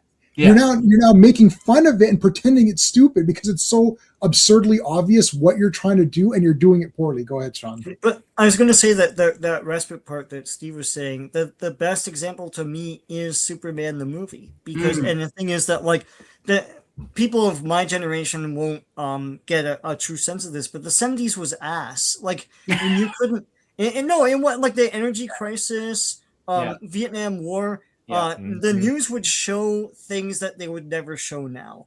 And that's something people don't talk about anymore. But like, they showed a man getting his head blown off. They showed a naked girl running from her burning village. And then that's what it was a very cynical time because everyone's like lost their faith. And Superman the movie came out and retained Superman as being the true honest guy. They make some jokes about it, like you're gonna fight every politician from here to Washington D.C. Like they make points, but the thing is that it's still Superman in an era that was terrible for most adults, and everyone accepted it. It's the true balancing act if you watch that movie. Well, the '60s was the era of revolution and enlightenment, and the '70s was the realization that. Like enlightenment and revolution wasn't enough. It wasn't enough to save us. Yeah. Right. And then ironically, then you go into the 80s where everything is blow and excess because you're trying to forget how bad the 70s were. Right. Yeah. Exactly. And then you go to grunge, which is the 90s, right? Which is this is. So this is a grunge comic. And the grunge was gritty, but without the pathos, if you understand what I mean. Yeah. Yes. It's more style than actual, That's a good way to put that. It's a really good way to put it. Yeah, now we're in the dead zone. Yeah. It's literally the dead zone. It's like people just get excited for anything, and then all it is fighting with it. You can't just like something or not like it or whatever. It's like everything's like you gotta explain yourself or fight with people, and then if you like this, I'm not on your side. If you like that, you're not on my side. Whatever.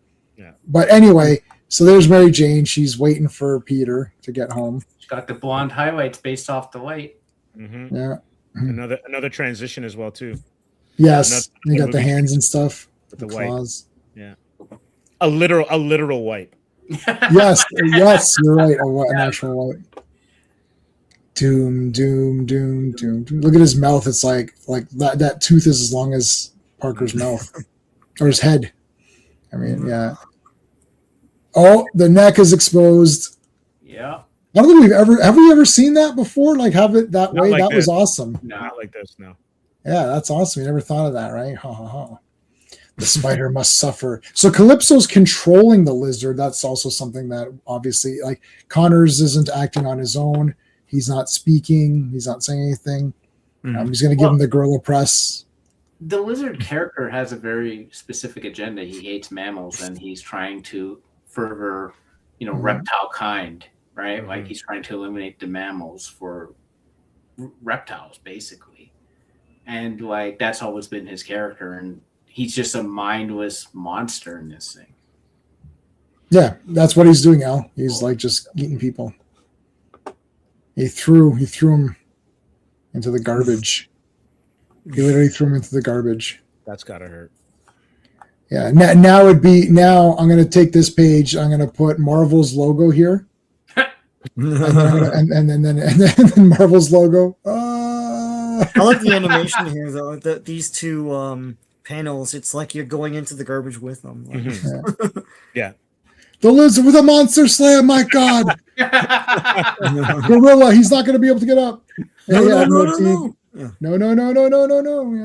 Legal man. Who's the legal man? Yeah, that's right. You really like that line. I love it. It's like he's always confused who the legal man is. Well, he knows who it is. He's just trying to be weird. That's the thing. It's like we know who the heck it is. Hey, Admiral Teague, how's it going, dude? Talking some 9 to Spider-Man. All right. She's coming home in the taxi. Meanwhile, Spider-Man is this. I made this as my. I always thought this was a cool thing. Oh, I wanted to show you guys. Oh, Sean hasn't been here in a while, but I wanted to show you guys. This is off topic, but on topic because this is my background wallpaper on my iPhone. But I got a new iPhone case. I think everybody will really appreciate. Nice. Oh, cool. That's cool. That's awesome. That is actually really cool, right? Like, Yeah. They didn't have Twincast, so they had Blaster, but my phone is blue, and I was like, I'll just go with Soundwave because because like the sides are clear. The sides are clear, so my phone is blue, so it fits better than with Blaster. But I would have liked to have Twincast. Yeah, this is great. Oh, this is great. He just is like, go to sleep. Like literally, I look at this page and I'm thinking, this is me after like the work day. I'm like, you know what? Just go to sleep and just maybe it'll all go away tomorrow. I don't know. But this was awesome. He's just like destroyed, smelly garbage, and he's just like, got to get the strength. Now he remembers his origin. Who is the Spider-Man? Mm-hmm. Oh my God, I got bit. It was glowing. I like this. Like, it's like, I'm not, can you stop that guy? No, I'm good. I don't need to stop. Was there a what if Spider-Man had stopped this guy? It probably was. Probably. Yeah. I'd have to double check it. That'd be interesting. I'd be shocked. That would completely change everything. He wouldn't be a hero. I think there was one where what if Aunt May got shot? Yeah. Or what if Uncle Ben lived or whatever? Yeah. I'm pretty sure I even read that one. Then I became Spider-Man and I was going to kill this guy. And I became a hero. I became a man. I became a Spider-Man. Yeah. Yeah. I like that. Come on. You became a man, a Spider-Man. Yeah. Man up. Not Miles Is this some Morales. kind of a Justice League? Or is this some kind of a Suicide Squad? Oh, dear. Yeah, I like those. God, yeah. God, I hated that. Can you see? No, I can't. No, my favorite is It's a Very Strange Party. Doctor Strange. I like that. Yeah, some little superheroes. Seven little superheroes. Something. But I think Miss something. Lion was the 7th one or something. Yeah. She says, goes, no. She was the 8th. Oh, okay. Yeah. At the end, Starfire. No, Firestar. Firestar. Yeah. Sorry. Firestar's like, she's like, oh, don't forget Miss Lyons. Yeah, the 8th little superhero. Yeah. It's like, okay, I'm going back to reading Todd McFarlane. It's not the same time. It's like, okay, I think I'll go back to reading Torment. This is what is this? But Namor was in there, and he has to he gets defeated pretty easily. It's like, and then he's in a swimming he goes, pool. this pool is heavily chlorinated. He gets defeated by chlorine or whatever. Yeah. He crawls out like Yeah, what the hell was that? That was I've seen that one 75 times because that was the only one I had. I only had 3 VHS tapes of Spider-Man. Yeah. So it was that one, the Witching Hour Green Goblin thing, cool. and it's like I only had a few tapes, but I had except for the Wolf Pack, the episode called The Wolf Pack, I had every Nicholas Hammond live action VHS tape of Spider-Man, and I still have the VHS tapes. They're sealed, except I did slit them to pull the tape out, but they're all in beautifully perfect condition. Nice. Yeah, keep those. Oh, those are, I'm taking those to the grave. There's Spawn, the lizard. It's like literally, it's like Spawn. stepping on a newspaper. Oh yeah, what's funny now that you guys got me? I wasn't really paying attention. Okay, it doesn't say anything on there. There she is. There she is in her boots. boots. Is she going to another club? I think at this point. No, she's coming home. I think. Coming home. Yeah. There were So two he's- clubs in this. She already- I think she already went out a second time. No. So he's getting up. Everything's the poison. So he's been poisoned. The drum beats are just messing with his head. It's like boom, boom, boom, because he keeps hearing this. He's like, let it stop. The agony, the torment. Holy shit! It's friggin' okay, yo. Listen, when I was age 13 or 14, whatever, I was like, holy shit. I was like, this is crazy. I was like, he's friggin' back with no head. That's literally like shut your mouth. Yeah. It's like, oh my God, that was awesome. And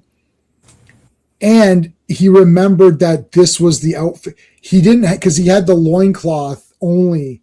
Yeah. Because he was wearing Spider-Man's black outfit in that. And then, but in the beginning, when he went to go hunt him down, he was in this loincloth thingy. Yeah. Yeah. This was awesome. All right, issue 4. It's a great cover. The lizard lives. Yeah. All right. So this is the one that McFarlane colored as well. Yeah. You can Yeah, okay. tell once you get into it. Oh, look at this. This is crazy. It was Craven the entire time. I knew it. No, it's not Craven. No. He's got no head. Like, so Spider-Man's getting all discombobulated, seeing weird crap, messed up. The panels are becoming webbing now. Okay, now he's remembering what happened. Do you remember what happened in Craven's last hunt? Yeah, I remember. I punched out of the grave. That was cool. And now I'm punching out of the garbage. Coming up. I can't remember. Like, was there an actual tombstone in that Yes. story? Yep. Yeah. That costs a lot, man. I'm just saying. Like, Oh, I dear. was serious Wow. about this. It's like, god damn. Craven can afford it. He's hunted a lot of stuff. He's got chameleon money. So it's You know, Craven. So Craven, me and Spider-Man, I got to tell you, Craven has really leveled up for me. Especially, I was on Star Wars Marvel Purists channel when he still had one on YouTube, and we did the Craven's Last Hunt. And Craven really went up for me because Spider-Man and Craven have this personal connection of how, like, he's like one of the best villains, and Craven's one of my villains because he gave me the heart attack. So it's like Spider-Man and I have the same main villain. So it's like I was like, F you, Craven, go back. Screw you. So Spider-Man and I have the same like main adversary or whatever. So Craven's very personal to me, and that's why I bought. After seeing that movie and I bought this little Craven. Nice. And now he's like little. I can make fun of him and beat him up when I want and stuff. It's like, you think you're good, hey Craven? I leave him here so he can remind me I can beat him up. Did you ever finish that movie or no? No, I never finished it. Okay, I own it. I'm gonna finish it. I'm gonna watch it again and I'm gonna finish it. I've got to because Chameleon shows up at the end for no reason, right? So I was like, I forgot that. Anyways. But yeah, I like Calypso a lot better than Craven. So Craven is like my second favorite villain. And then I saw Calypso, I was like, yeah, Craven, you used to be cool. Like now Calypso is like clearly the best Spider-Man villain of all time. Oh my God, like she is awesome. This isn't the first appearance of this. Is this the first appearance of this character? Or? Oh, that's a great question. Give me a second. Yeah, somebody can check that. I'm not. That is funny, Al. That is very funny. I swear I saw a titty cat. Where's my Amazing Spider-Man 209? no. Oh, All right, you know 209. what? That's right. And yes, that's right. Yeah. I remember that issue. Yeah. Okay, well they do show flashbacks. I guess that's what it is, right? Wait, what is Craven's Last Hunt? What issue numbers is that? Because I don't have those issues. I only have the collected. It goes, I think it goes 209. across the 3 books. It goes to all 3. Yeah, it's 2 Yeah. of each, right?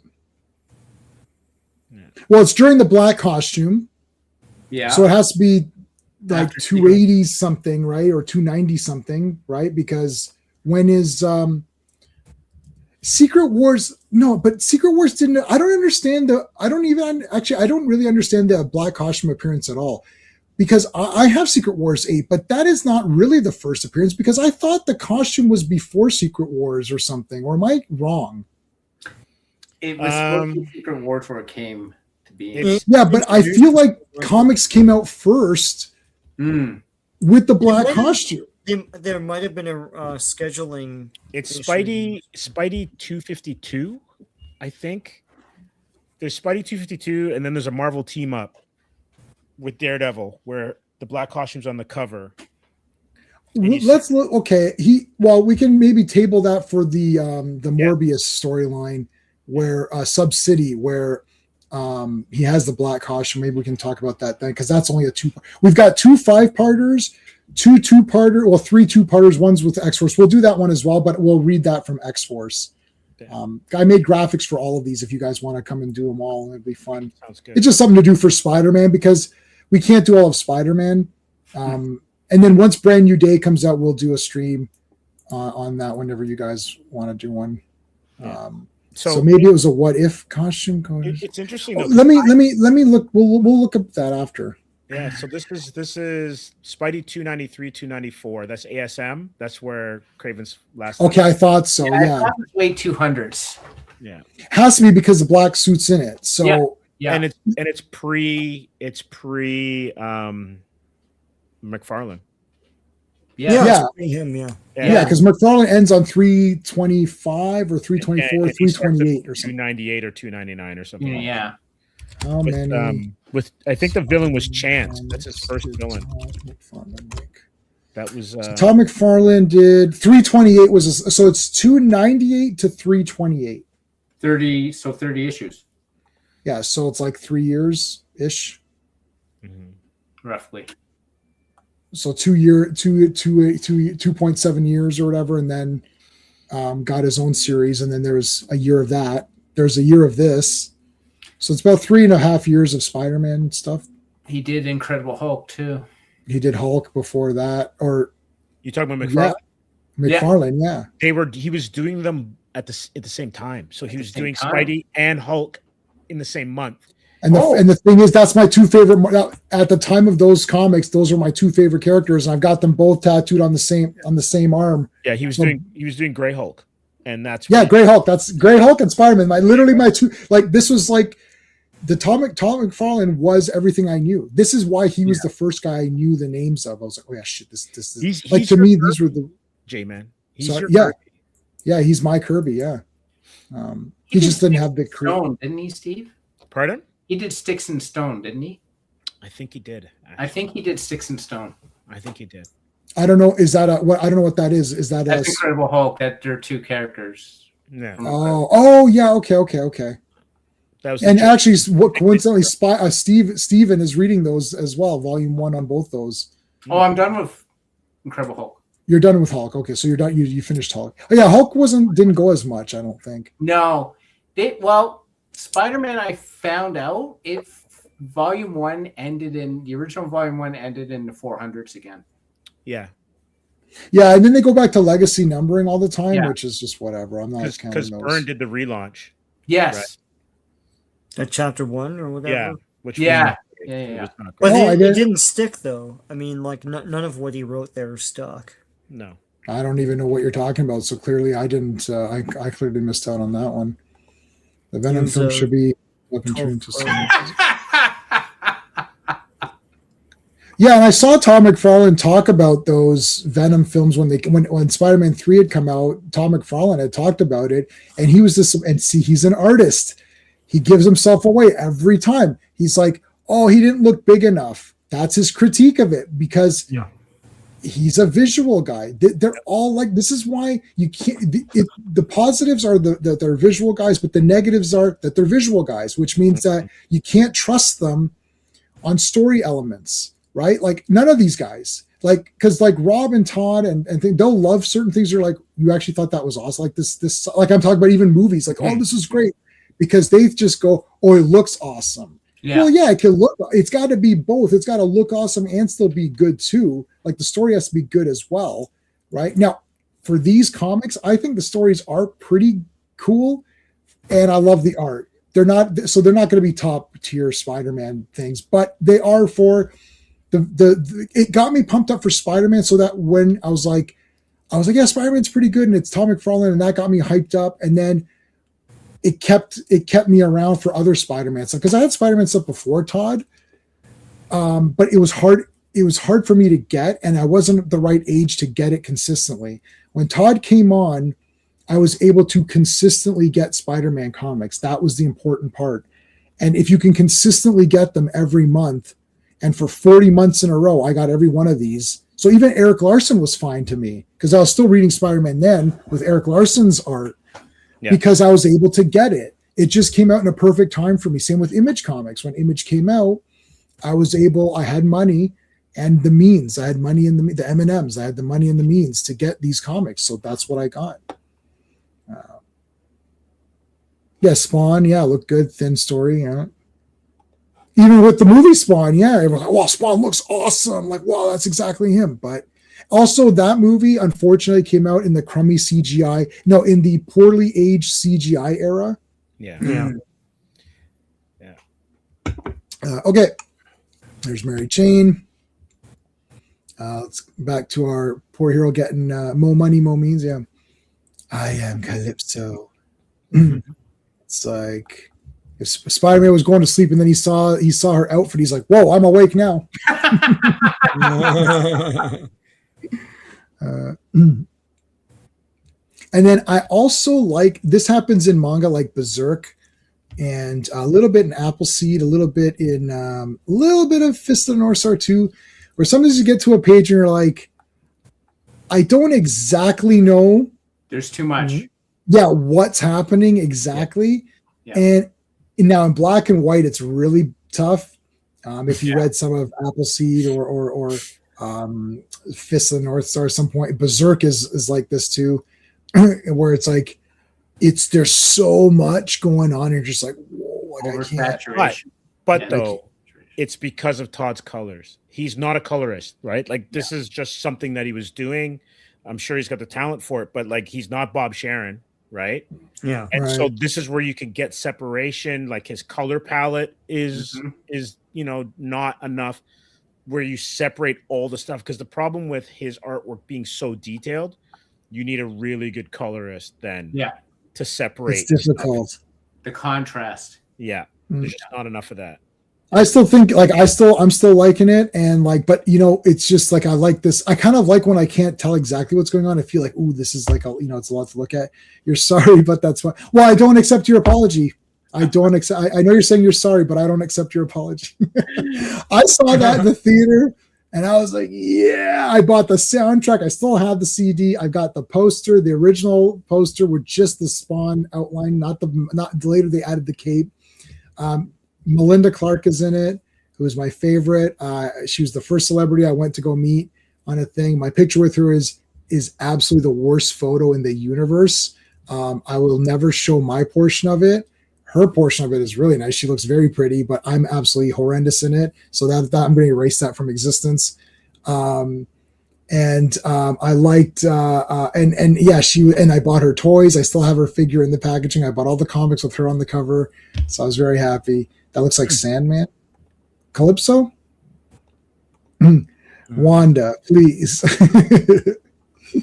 I don't know what happened with Wanda. Did they? Oh no, was there something? Yeah, did they make Wanda?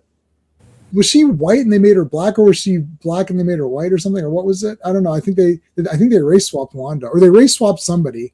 Oh no, in the movie, right? And yeah, it's Simmons or whatever his name is. He was a white guy in the movie in Spawn, right?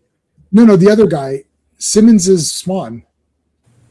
Oh no, the other guy who's Chapel or what? Yeah, no, but they didn't have Chapel in the movie. Yeah, right? so they used Jessica Priest, which is no, but so his friend in the comic was white in the movie. Yeah, but he's supposed to be a black guy. Was a black dude, I think, right? Yeah, yeah. Wanda marries his buddy. Well, she thought he was dead. Yeah. Right. So There she is at the club, Sean. Yeah, and second club.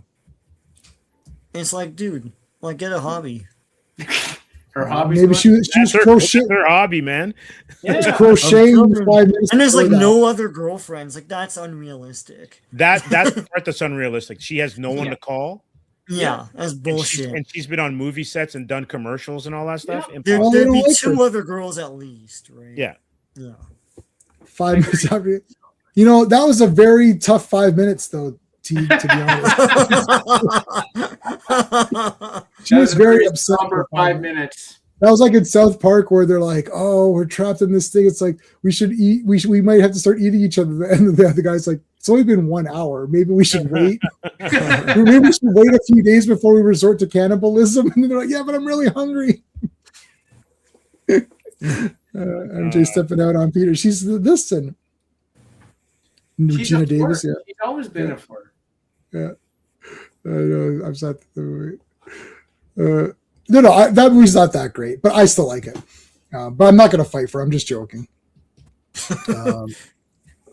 I did buy the 4K though. I did buy it on 4K, of course. All right, look at. Oh my goodness, he's going to eat his entire head. Wow. I like the close-ups on Calypso, man. She's awesome. Oh, she's doing the duck lips. She's posing for a selfie. Yeah, I like that. Why don't they use this chick? You know, because they change her costume, of course, so that'd be rubbish. Yeah. They give her pants. Oh, they would never use it. Like No.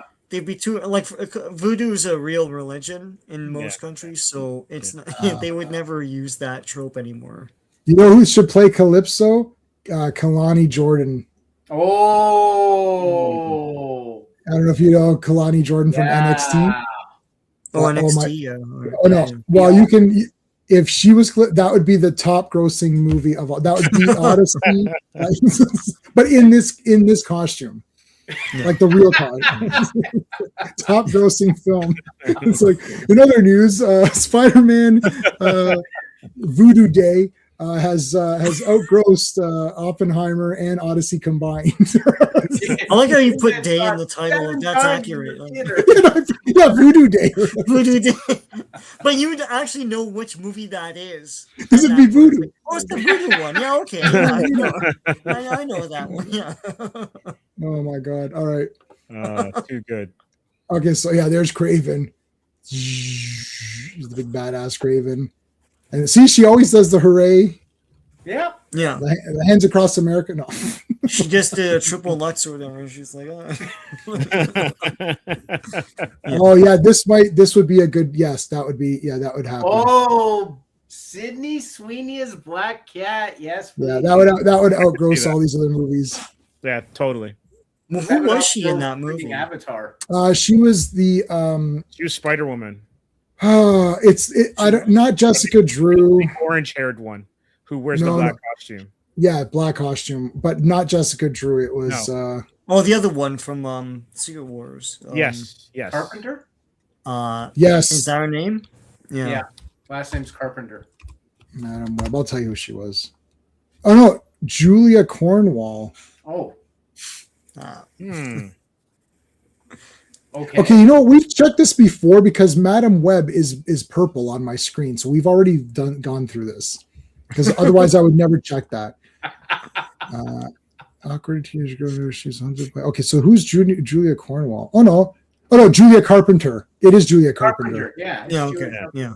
Yeah, but she had a different name or something stupid. I don't know. This is a bunch of shit. I haven't seen it. Dude, you got to watch that. No one believes me. They're not in the movie. I walked out of the theater. It's like they weren't in the costumes.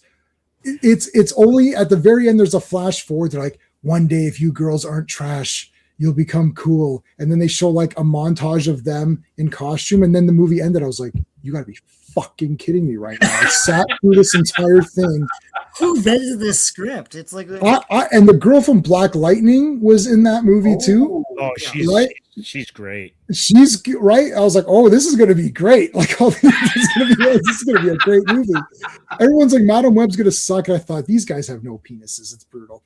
And I was like, okay, well, this will be really good. So I sat down and I was like, wow, this is the worst. It was all teenage guys, and we're all like, "Fuck, this was garbage." I was like, "Dude, I'm with you. What happened here?"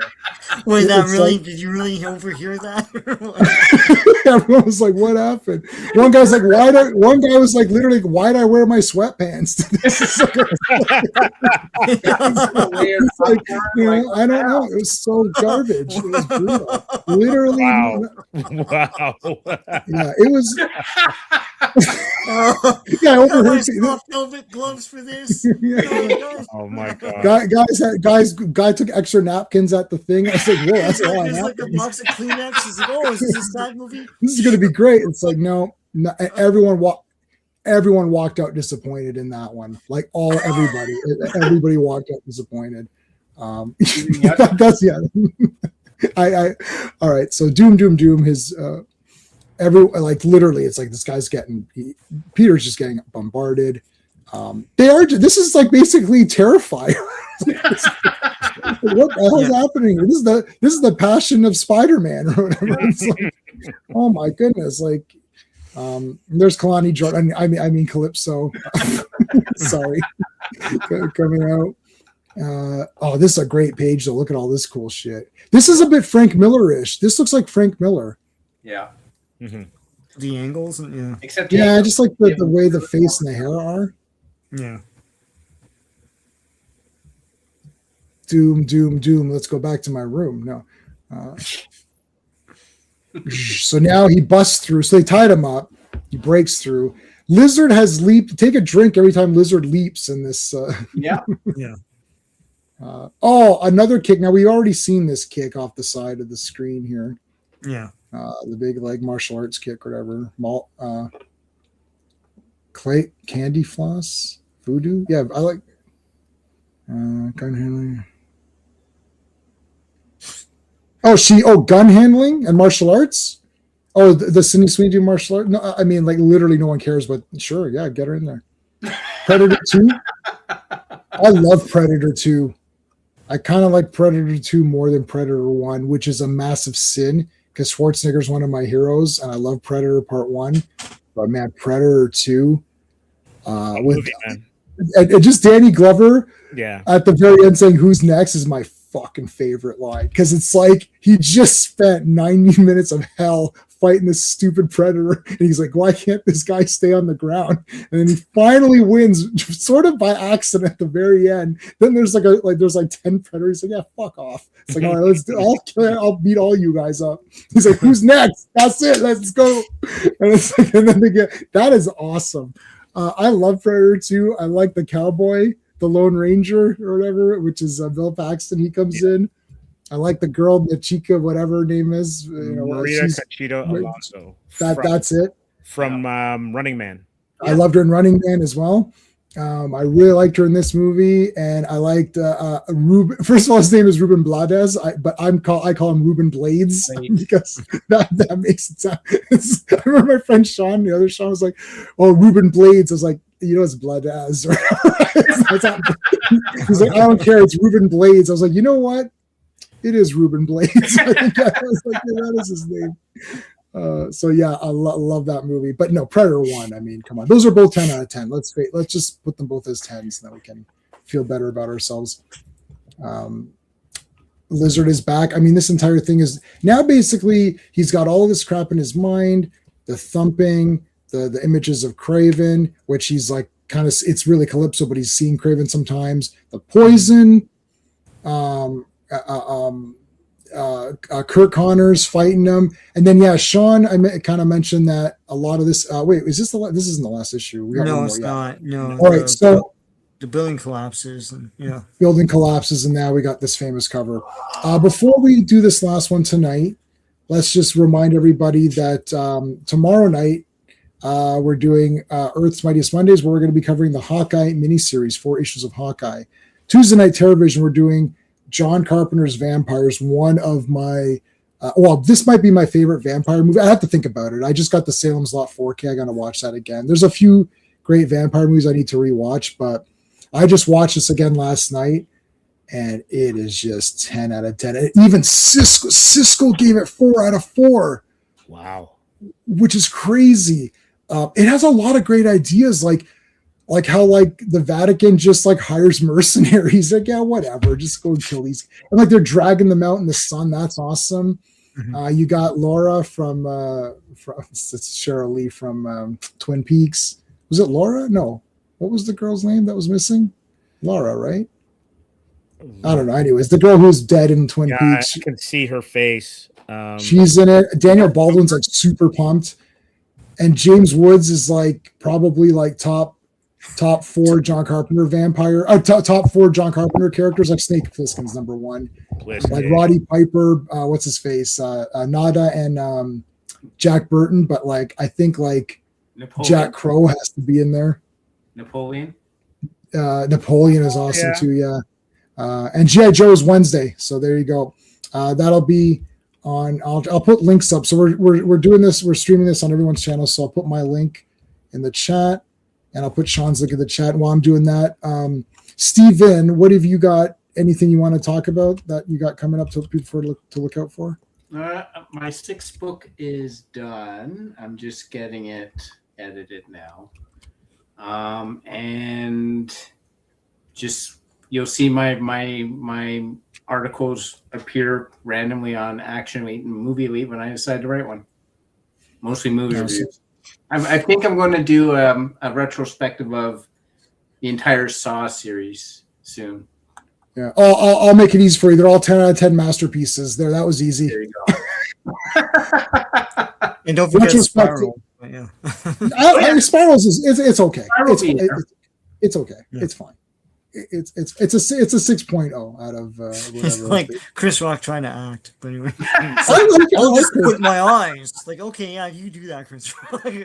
Oh man, wow! This wow! I like Chris Rock. This random attack on Chris Rock, man. My goodness. It's not the only one, but yeah. It's not the only one. I know. Like, he's the king of random attacks, but yeah. Did you ever see someone? I know everyone hates AI, but they're wrong. There's a great AI where Will Smith went up to slap Chris Rock, and then Chris Rock blocked it. It became a Shaw Brothers fight. Yeah. It's awesome. You have to look it up. Anyways, Steve, what have you got going on in Comics Asylum? Joining you all for the Hawkeye and G.I. Joe streams. On Wednesday, we'll be looking at San Diego Comic-Con and the latest of what's going on in the world of comics and entertainment, including a look at Spawn's costume, King Spawn. There's a photo that leaked. So we're going to take a look at that. And then last week during the stream, I popped out for a little bit to attend an event with Adam Gorham, who's currently drawing Infernal Hulk. So it was at a local ice cream shop. And so I had a chance to talk to him for a little bit. And so there's a quick kind of like recap of the evening on our in our shorts section of our YouTube channel. Awesome. Yeah, Marvel leaving New York. Yeah. Mm-hmm. Yeah. Get Out. James Woods is great in that movie. Hell yeah, Shirley. Laura Palmer. That's it. Yeah, that's it. Palmer. Laura Palmer. Yes. So, anyways, okay. Last one up tonight. It's all I got shit coming up too, though. Sorry, Sean. Okay.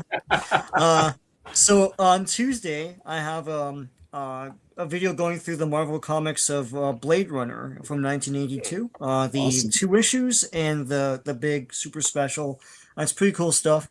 And I finally figured out how to photograph Viewmaster cells for YouTube. So Sweet. I am going to, there's going to be a lot coming. So I'm starting off with Spider-Man versus Dr. Octopus from my childhood reels.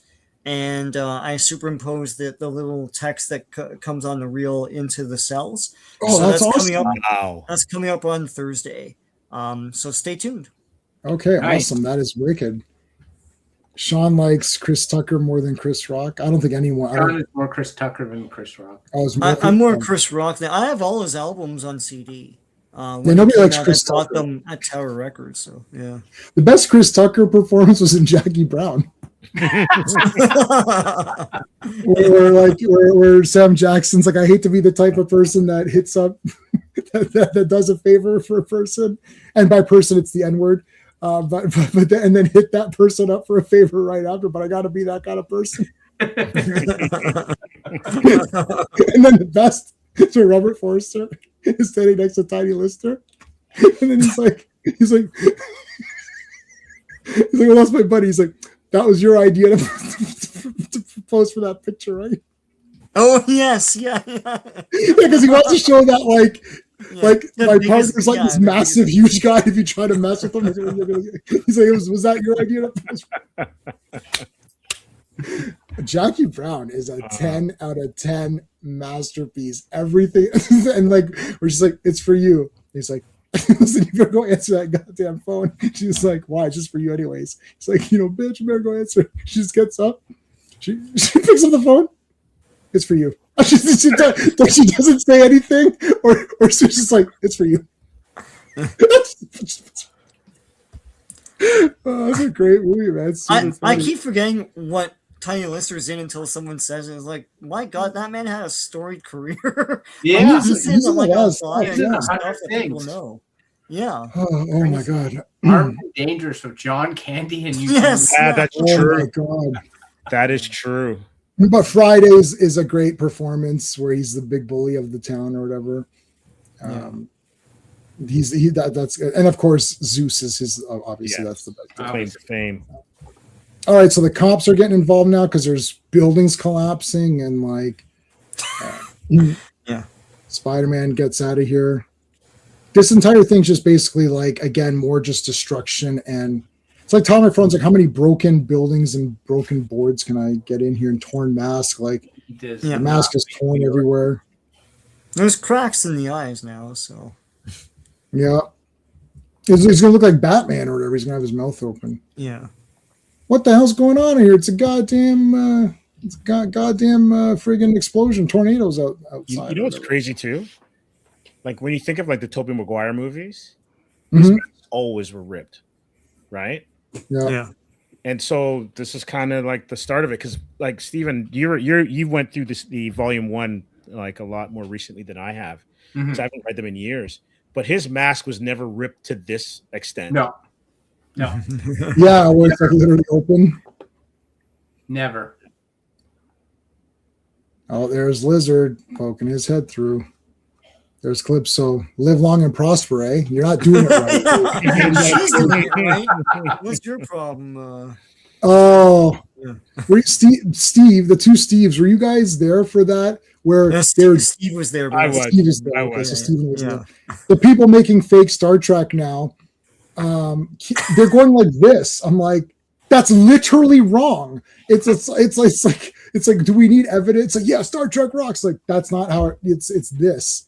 That was the 60th anniversary or whatever. They're doing so. The people making Star Trek don't know the symbol or the live long and prosper. Like one of the main, the main thing of Star Trek, the one thing everyone knows, like even generic people, like Mom, do Star Trek. Oh, that's what like this. If you just say do Star Trek, this is what they think that means. Yeah. Right. Do you know what it means? I don't know, but they know what to do. Calypso knows what to do, although she's got a problem with her last two fingers. Can't get those quite. Manga. This is like a super manga page.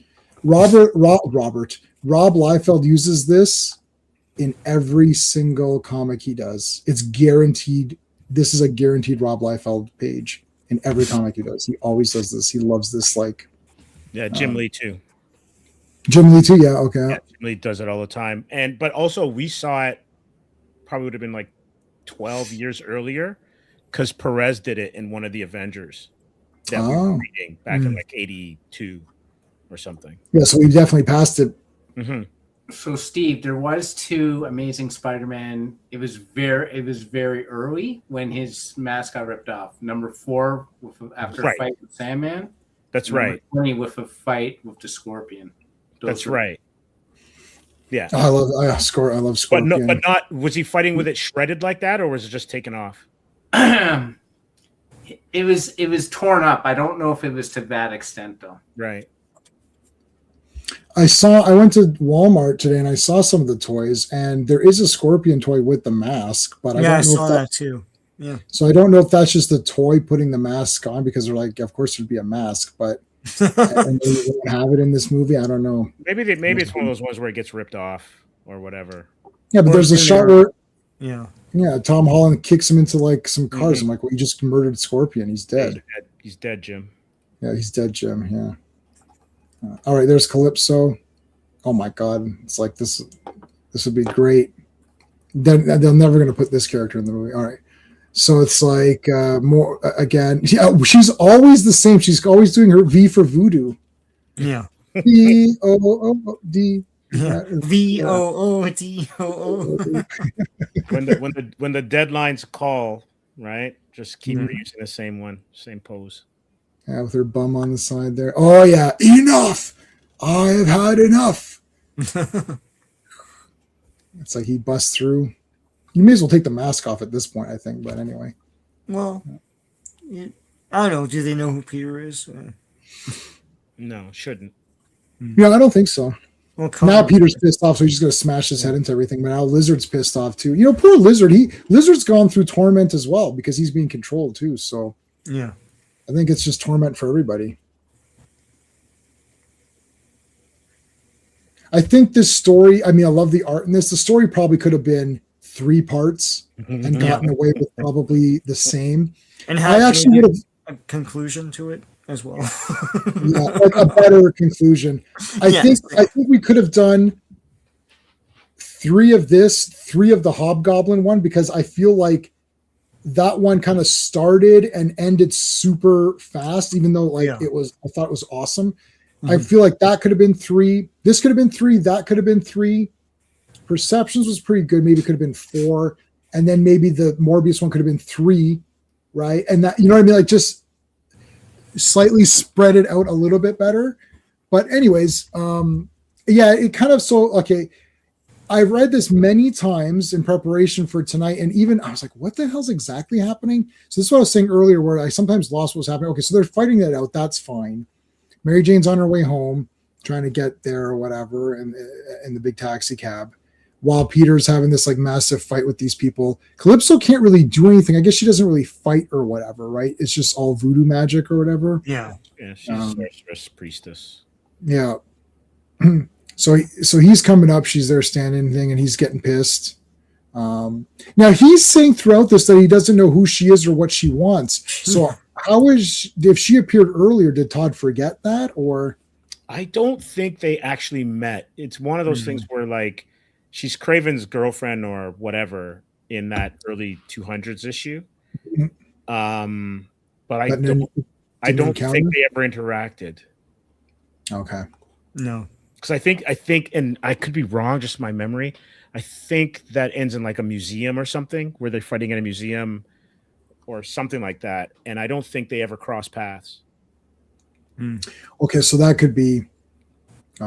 In fact, that would be very clever then for him to use her in this way, because she was introduced before, and you can throw the Craven thing in, which messes with Peter's mind, because that was like a big moment, right? Yeah. And then it gives something the readers to connect to as well. I would not have had, at the time of this comic, I never owned any of Craven's Last Hunt to my memory, because it was hard to get comics exactly the ones you wanted. You kind of just bought whatever was available. Like we would go to the convenience store and whatever was there we would get. And I'm also competing with my buddy Vic, who was buying the same comics. So a lot of times, like he was actually buying Legends of the Dark Knight, and I was buying the normal Batman, and he would just lend them to me. Like you'd just be like, okay, you get Legends, and I'll just read those. And so I was reading it from his collection. Yeah. And he would read from my collection. It wasn't really, that was one of the things, he shared comics or whatever, right? Yeah. So Lizard got chained up here. He threw some chains on him and all tangled up. It's implied that, it's implied that he breaks his neck too. Yeah. And blood comes out, and then, but I guess he can't die, or I don't know what's going on. Yeah, he's been voodooized. Well, yeah, but then Calypso leaves, so I guess how voodooized are you? No. Like if she's not, I don't know. Well, there's the cops are coming, so the everything, the cops, the fire truck, everything's coming now. So she's like, okay, I can't stay here anymore and torment this guy. I've got to get out of here. First she turns green. So Steve, Spider-Man in 4, his entire mask got ripped off as one piece, so his face is already hanging out. Yeah, because that's with Dr. Octopus. No, that's Sandman. Sandman. So when is he unconscious with Dr. Octopus where he's unmasked?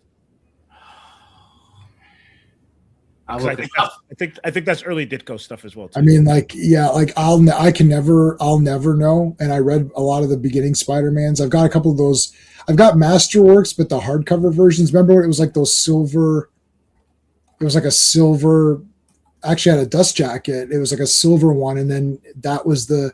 So those are the Masterworks that I had 55. back then. Okay. 55. All right, so wait a second. He threw him into like some sort of like pipe or something, and then that just blew it all up, right? Is that what happens? It's hard to tell exactly. Like I'm trying to figure out how did that go down exactly. Hey Vaughn, how's it going, dude? What's up, V? Hey, Vaughn. Hey Vaughn, yeah, they're all great. All these panels are crazy. This is awesome. So there's Calypso. Green Calypso. Yeah, it's just the lighting. And Cripes, what did she do? She blew it up, damn. Oh, she disappears. So, yeah. Yeah, she disappears. Yeah. And then he disappears. And the cops show up and everyone takes off. And then it literally says, like, okay, so he comes back and he's all beat up. And it says, it will, nobody will report. Like, the reports will be like, there's like some gas leak or some shit or whatever. And then that's it. And then rise above it all, the lizard. Next. The Hobo Goblin. That's right. The Hob Goblin. The Knob Goblin. Oh, yeah. Yeah. Oh, man. This image has been used like 4 million times. Yeah. Yeah. Is this the one that has all the awards up top? Or Yeah. Yeah, the big winner of whatever. Winner of the best thing ever. Chicken dinner. Yeah. Yeah. Yeah, so we'll do this. We'll do this next time. So there you go. That concludes all of that. Now, who's telling? Is yeah, it is. Yeah. It is tough to follow. You're correct. Yeah. Okay, so that concludes that. Do you guys want to do the next one, which just is a two-parter? Yeah. Let me see what's everyone's schedule like. I mean, I could probably do next Sunday if you want to do the next one. What do you guys think? What are you guys good for that? I'm gonna tell you right now. What's next Sunday? That's the 25th, 26th. 26. I might be on set, so I might have to miss that one. But if it's good for you three, go ahead. I'd like to join, but I'm tentatively going to be shooting that day. Do you want to push it to the next Sunday? The 2nd? Yeah. Of August? That can work. Yeah. Okay, so you want to do that? So Spider-Man. That one's called Masks, right? Mosques. Hey, how's it going, Bill? What's going on, Bill? Hey, Bill. Our buddy Bill here, man. A solid comic arc. I love all these comics. I don't know what Bill and I never discussed this. Like this is when I was right into it. No, I always loved comics, but this is when I had my own money and I could reliably get comics. Not I got some change from my grandfather. My grandfather would send me to buy smokes, and then you could keep the change, right? Yeah. And then that's my money. And then my mom might give me an allowance or so. Like, but when these comics were coming out, I had a solid allowance. Like my mom's like, okay, I will give you an allowance. You get X, I don't know what it was, X dollars. Plus I still had my grandfather's smokes money, and my aunt would buy smokes. So I'd have her money as well. So I would be able to use, that. So, and then I could reliably get comics. Like I'm like, okay, these shops always have comics. I can go. Or my grandfather would drive me anywhere. So I'd be like, can you drive me to go get comics? Like, you knew where there was a comic book store. It's still there. The one from my childhood is still there. I could go to get comics. So I knew that I could get these comics. And then what's Youngblood 1, 93? 92. 92? Yeah. Okay, so Youngblood 1 got that off the rack from the comic shop. And that point, when would I have had? Let me see. So 92 is Youngblood 1. So I got my driver's license at 16. 93. Yeah, I know you. I don't see you doing much something. I know I've seen your stuff on Facebook. So I still see stuff, but like I occasionally see stuff and hit the like and whatever. I don't see anything anymore. My friend literally writes articles. The only person I see Steve's articles most of the time. My friend Owen. What's funny is that I don't see Owen's Action Elite articles. I see when Owen himself reposts them. Yeah. So I'm like, I don't know. I don't even use any of this stuff anymore. So I just go on Facebook and say I'm going live, and then I leave. That's and same with Twitter. And then Sean, oh yeah, sorry, I forgot. Yeah, so Steve, you're messaging Sean on Instagram. Sean doesn't even have Instagram installed. He goes, oh yeah, I installed Instagram. Oh, yeah. I saw these messages from Steve. It's like, I don't know. When I got there, I was like, I don't even know how to reply to this. Like, I was like, He actually didn't know how to reply. yeah. That's amazing. Well, now I know. No. In Sean's defense, even I don't know how to reply. Like, I did not know how to reply. So people are like, what is it? How do I respond back to this? And I would press things like, oh shit, what did I press here? I was like, okay, I can't, I don't want to press them wrong. So I don't know how to use any of that stuff. Better leaving for spokes. Yeah, yes. no worries, bro. No worries. Green Goblin, Hobgoblin, Demo Goblin. Yeah, I know. I mean, you just ranked them. I mean, Green Goblin.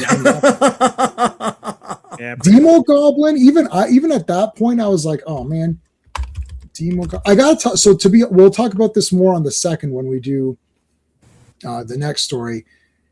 But this Hobgoblin story coming up, this is what got me pumped up for Hobgoblin. Like, I thought Hobgoblin was kind of whatever. I was like, well, it's just not Green Goblin. You thought he was whack. Right. But then this story, I was like, oh shit, this guy's like awesome. This is crazy. So yes, I really like this Goblin. You worked since I was 10. So you're working since you're 10. So was your favorite thing? Awesome. Yeah. So I don't know when I start, whatever the legal age in Canada. I think it's like, is 16. it 15 or is it 16? Mm. Okay. So when I was 16, I got my job, and I also got my license and my car. My mom gave me her old car. It had like 300,000 kilometers on it or something. I ran that for like up to like 400 and something. Like I got, you can't do that nowadays. Now they break down after 150 and starts breaking down. But then I had my own money, and then I had my own job.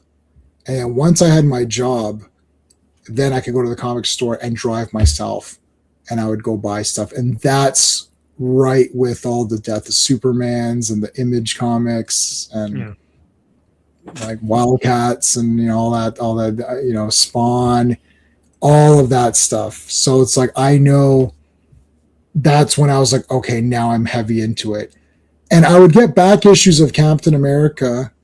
I don't know why Captain America, because I started with 298 on Captain America, and I just got kind of pumped up for it. I don't know why. I don't know particularly why that got me pumped up, but I just thought it looked cool. That's me with Instagram. Yeah, I don't know how to respond to anything else. Anyway. So let's take a look at the poll. 13 votes. So the question is, Todd's Spider-Man series was amazing, best ever, 29%. Spectacular, very good, 50%. 14% said it was mid, and 7% said it was not good. Adjectiveless, which is like a fake word that people call this series adjectiveless. I just call it Spider-Man. Oh, that's like, I'm like, what are they? First of all, I didn't understand what they were saying. Oh yeah, I like that adjective. This is Spider-Man. I'm like, I don't know what you're saying. And then they repeat it slowly. I'm like, nope. I don't get what you're saying. Then for this stream, I thought, let me Google what this actually is. It's like adjective. I'm like, oh, I get you. There's no adjective describing it. Okay. There you go. Not amazing, not spectacular. Yeah. Just call it Spider-Man. The other ones you call Web of. Do Star Trek, ASM. Pull out the Star Trek stuff, right? STD. Yeah. Yeah, STD, the And fake Star Trek. I guess Peter Parker Spectacular, would that be PPS? Yeah, I guess so. I call it Spec. It's Amazing Spec Web. I don't know what these people are talking about. Stop making up fake. Web is the weakest. That's the mess series for me. I know, but there was some neat one. I remember getting Web as Spider-Man. There's a few, and he was fighting Puma. I was like, oh man, The Puma debt and all that. Yeah. Yeah. The thing is, I guess it's an age thing. It's like when you're heavy into Spider-Man and you're buying everything, right? Yeah, I thought that was kind of neat. I'm like, that's neat. Go check out Puma's first appearance in Amazing Spider-Man. Steven, you might remember it. Ron Friends was drawing it. When he tracks Parker to his apartment, those are epic issues, man. Yeah. Mm-hmm. Puma was awesome. Yeah. Okay. An awesome. For me, it was the art that was in Web that I didn't really take to. Yeah. And then, but it had better writing than Todd's. That's just my opinion. Recycle. Wow. Yeah. Adjectiveless. Yeah. Although technically, that becomes an adjective. Yeah. You're right. The lack of description is a description. Description, absolutely. Where's my where's my I mean, what does that say about me? I don't know. What does it say? It says you can shit in my mouth. I gotta play one more. I love this one. Like half of fuck all is more fuck all.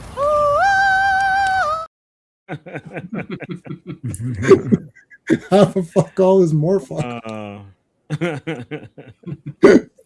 Adjective. Like I can't say. Don't call it something. Don't make up weird names where I can't say the thing. Like it's like then I get I can then you feel embarrassed about asking her the Morbius strip adjectives. The Mobius strip of adjectives. It's like stop it. All right, so nothing this week. I'm not seeing the Odyssey. The two Steves saw it. Did you like it, Steven? Yeah, I did. Yeah, you liked it. Okay. My criticisms are going to be what you expect. It is too long. It is close to 3 hours. The beginning is it.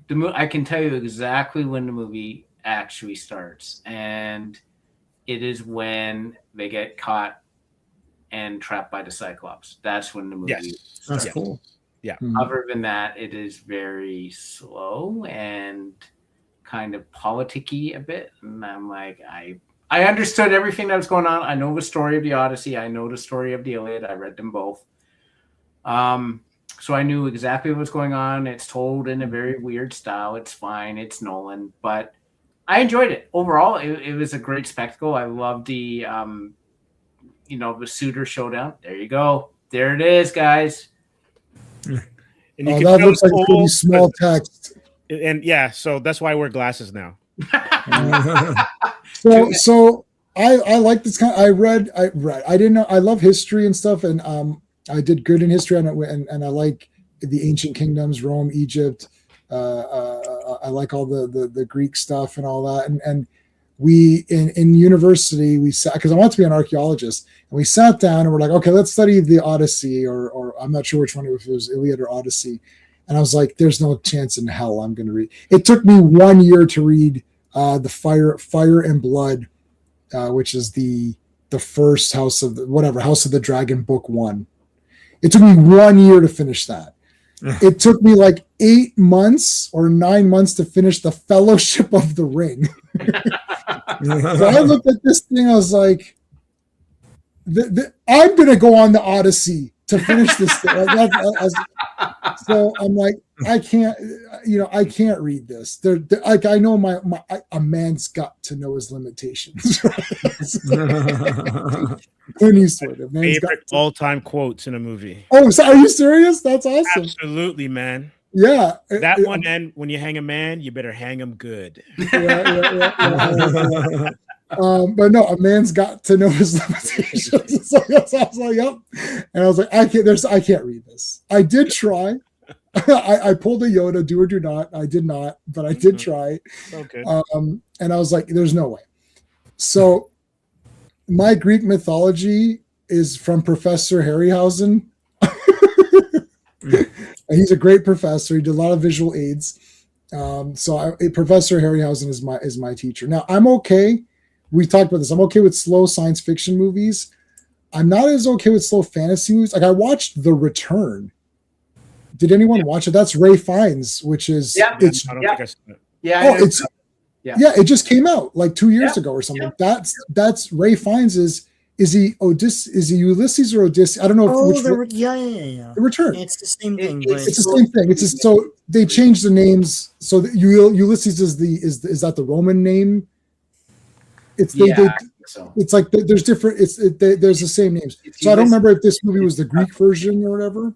Yeah. But it's got everything. You got to shoot the arrow through the axes or whatever, or through the axe handles or something.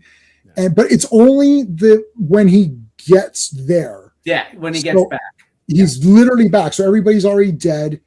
He's alone. So it's just the suitors. All of the guys are trying to do the woman or whatever and become king. And then he has to pretend to be like the beggar or poor or something. And he's like, oh, I don't know anything. Right. Mm-hmm. And then he kills them all. Man, so my wife and I were pretty excited for that. I was like, this looks good. It's got top tier actors. I was like, it's like nothing's going on, man. Like I know he's gonna smoke all these guys. Like I didn't read the thing, but I understand the broad strokes, right? I'm like, well, yeah, he's gonna smoke all these guys, so whatever. And then I was just like, nothing's going on. So that movie I was really pumped for that movie. I was almost gonna go see it in the theater, and I didn't go. And I was like, yeah, I don't know, it was okay. And then this one comes out, and I like Nolan because he can do visual stuff, and he does make long movies. I've watched many reviews from all of the sides of the American political spectrum, and also the YouTube spectrum of the everything that happens is the greatest thing ever. The shills, the quote unquote shills, and then the quote unquote chud verse or whatever. Which I do not like that term. But like I have like chud leanings. I'm like leaning towards the chuds. You're chud adjacent. I'm chud adjacent because everything sucks. It's like, well, it's not everything from Star Wars sucks. Yes, it does. Which ones were the good ones? Name them. Nothing. Like they all suck. It's like, Mandalorian season 2. It's like, okay, sort of like, and I liked it while watching it. I never went back to it. Every time I think of Star Wars, I just watch one of the real Star Wars movies. So anyways, I'm chud adjacent, but whatever. And I'm like, so I'm well versed on what people think of it. I think from what I see, what people think, I'll think it's cool. And I am also better at picking up visual cues and like story cues than most of the Chudverse people who just hate everything, but they can't pick up on subtleties in movies. And I've noticed that with other reviews of theirs where they say stuff, I'm like, that's completely wrong. And you missed the point of that. And then the show's just like everything. So you just discount them. Like, it's the best movie. It's the best Nolan movie ever. Okay, so was the last one, and the one before that, and the one before that. Like, it's not better than Batman Begins. I can tell you right now without seeing it. It ain't better than Memento. It's not better than Memento, guaranteed. It's not better than Inception, probably, right? Like, it might not. Yeah, it might not even be better than Oppenheimer. It might be on par with Oppenheimer. Right. And I like that movie a lot, but I haven't rewatched it. It's not like a rewatchable movie. You know what I mean? Like I watched Star Trek 5 today. This one's more rewatchable, I think. Than that one, yeah. I think so. It's not better than Star Trek 5. I can guarantee you that. It's short. It's Star Trek 5 is shorter for sure. Yeah, and better. Star Trek 5 is. There's a lot of people pretending that movie's not good. It's crazy. It's awesome. It's like it's like super awesome. It's like, oh, what about the part where Scotty bumps his head? That was funny. I thought it was fun. And then like, they're singing Kumbaya. Yeah, but they're friends. The whole point is that they're family. At the end, the guy says, he's like, oh, Cybok. He's like, oh, he's not really my brother, but he wasn't his brother. That was the point of it. He wasn't the brother. It's like, and then at the end, Kirk says, he's like, I lost a brother and then I got him back. Right, because the family is that. Like Spock does have a brother. His name is friggin' James T. Kirk. It's not, Cybok is just a whatever guy. They say it in the movie. Yeah, it's like, and they're a family, and singing songs was cool. I don't know why. I mean, they're hanging out together and doing, mundane stuff, just like we're doing. If in Star Trek 7, they're gonna have a stream talking about, the Federation. Oh, the Federation introduced new rations. I don't like them. And the people go say this movie sucks. It's just them talking about nothing. Oh, you mean like right now? Hey, Eric, how's it going, dude? And it was not. You see, Eric. Is this the first time you're here? You came out of nowhere with a great point. Thanks, man. I appreciate that. See, Star Trek 5 is great. Okay, there's a lot. It's fine. It's not as good. Obviously, it's not as good as Part 1, which is a 10 out of 10 masterpiece, and it's not as good as Part 2, which is another 10 out of 10 masterpiece, or Part 3, which is a 10 out of 10, or Part 4, which is a 10 out of 10 masterpiece. I like Part 3. It's a masterpiece. I'll throw it on there. This is the prequel to Star Trek. Yeah. Star Trek 7, yeah. I do not like First Contact. We watched it again. Everyone's yelling at each other like morons. And then Doctor and the Troy and the Doctor and Will and Geordi literally do nothing. They're like, we'll stay on the planet. We'll stay here on Earth. And then they literally do nothing. It's like, okay. And then Barclay is the best character in that movie, because he shows up and he's pumped up for Zephram Cochrane, and that Zephram Cochrane is the fake one, because in the real Zephram Cochrane was awesome. He was a great character. He's on that planet with that weird entity that loved him or whatever. That's the real version of him. And then Worf is yelling, "I'm going to kill you" or something, and Picard's like, "You're a coward." I'm like, what the hell's happening? When does Picard stand? Yeah, holy shit. It's like, you better watch yourself, guys. What the hell's going on here? These guys are. He's like, "Oh, you're a fucking coward" and everything. I'm like, what? And then Worf's like, "If you were another man, I would kill you where you stand." I'm like, what the hell's happening out here? You guys were like, these guys are like the tightest friends of all time. Like, they went against the council in the friggin' council, the Klingon council. They're like standing up to the council. Worf is saying "F you" to the council and shit, and then he bows down, and then Picard's helping him, and he's the advocate for him on what, and there's like, "I'll kill you." It's like, did you guys watch the other Star Trek movie or the other Star Trek stuff when you made First Contact? Is weird. It's a cool movie because with Data, all that stuff is cool with Data, and the Borg is like super 10 out of 10. They're awesome. But why is everyone yelling and screaming? And they're like, "Oh, Picard was all screwed up because of when he was Locutus." That was like 8 seasons. That was like 8 years ago or whatever. He's fine. He was fine. He was Locutus for whatever 10 minutes, and he's fine. All right, after that, he's fine. They took the shit out of him. And he's like, "Yeah, I'm good." So, "Are you really good?" He's like, "Well, I'm a bit fucked up, but I'm not going to start calling people cowards and losing my mind." It's like, I don't know. Conflict, man. It's forced conflict. Yeah, I don't know, Bill. We'll have to fight on that one. Glad to find you all. Yes, you're not on my stream, so I don't know who your stream you're watching it from. But if you're on Comics, you're probably on Comics Asylum stream. Yeah, because you're not showing up in my chat. But subscribe to Steve. That's Steve. No, that's the under. Yeah, that one. That's that Steve. So subscribe to him. What's that? What's Axanar? It's a fan project for Star Trek. Oh, Bella and Axanar. Yeah. Okay. Oh, is that what they just showed? They just showed like a 1 minute clip, and it's like the ship or something. Is that what that is, Classic? Yeah, that's been floating around for 10 years. I guess there's a new release of it or something. I don't know. No. The 6 Star Trek movies are all 10 out of 10, and then sometimes I put masterpiece after the 10 out of 10. Star Trek 5 is 9.5 out of 10. I like Scotty bumping his head. I laughed again. I was like, "Oh God, here's that part." I laughed. And then my wife started laughing. Then we're like, "This is great." They did play the Locutus too long at times. Yeah, like he's fine. He was completely fine. Anyways, that's it. We're gonna go. No, we're gonna get into Star Trek hypes. All right, guys. Thanks for joining us in the comments. Thanks for being here, everybody. You guys are the best. Whatever. See you tomorrow. Tomorrow's Avengers. Avengers tomorrow. No, Hawkeye. Bye. Hey friends, you've just been listening to J-Man, and he is the smartest person who ever lived. So make sure you like and subscribe.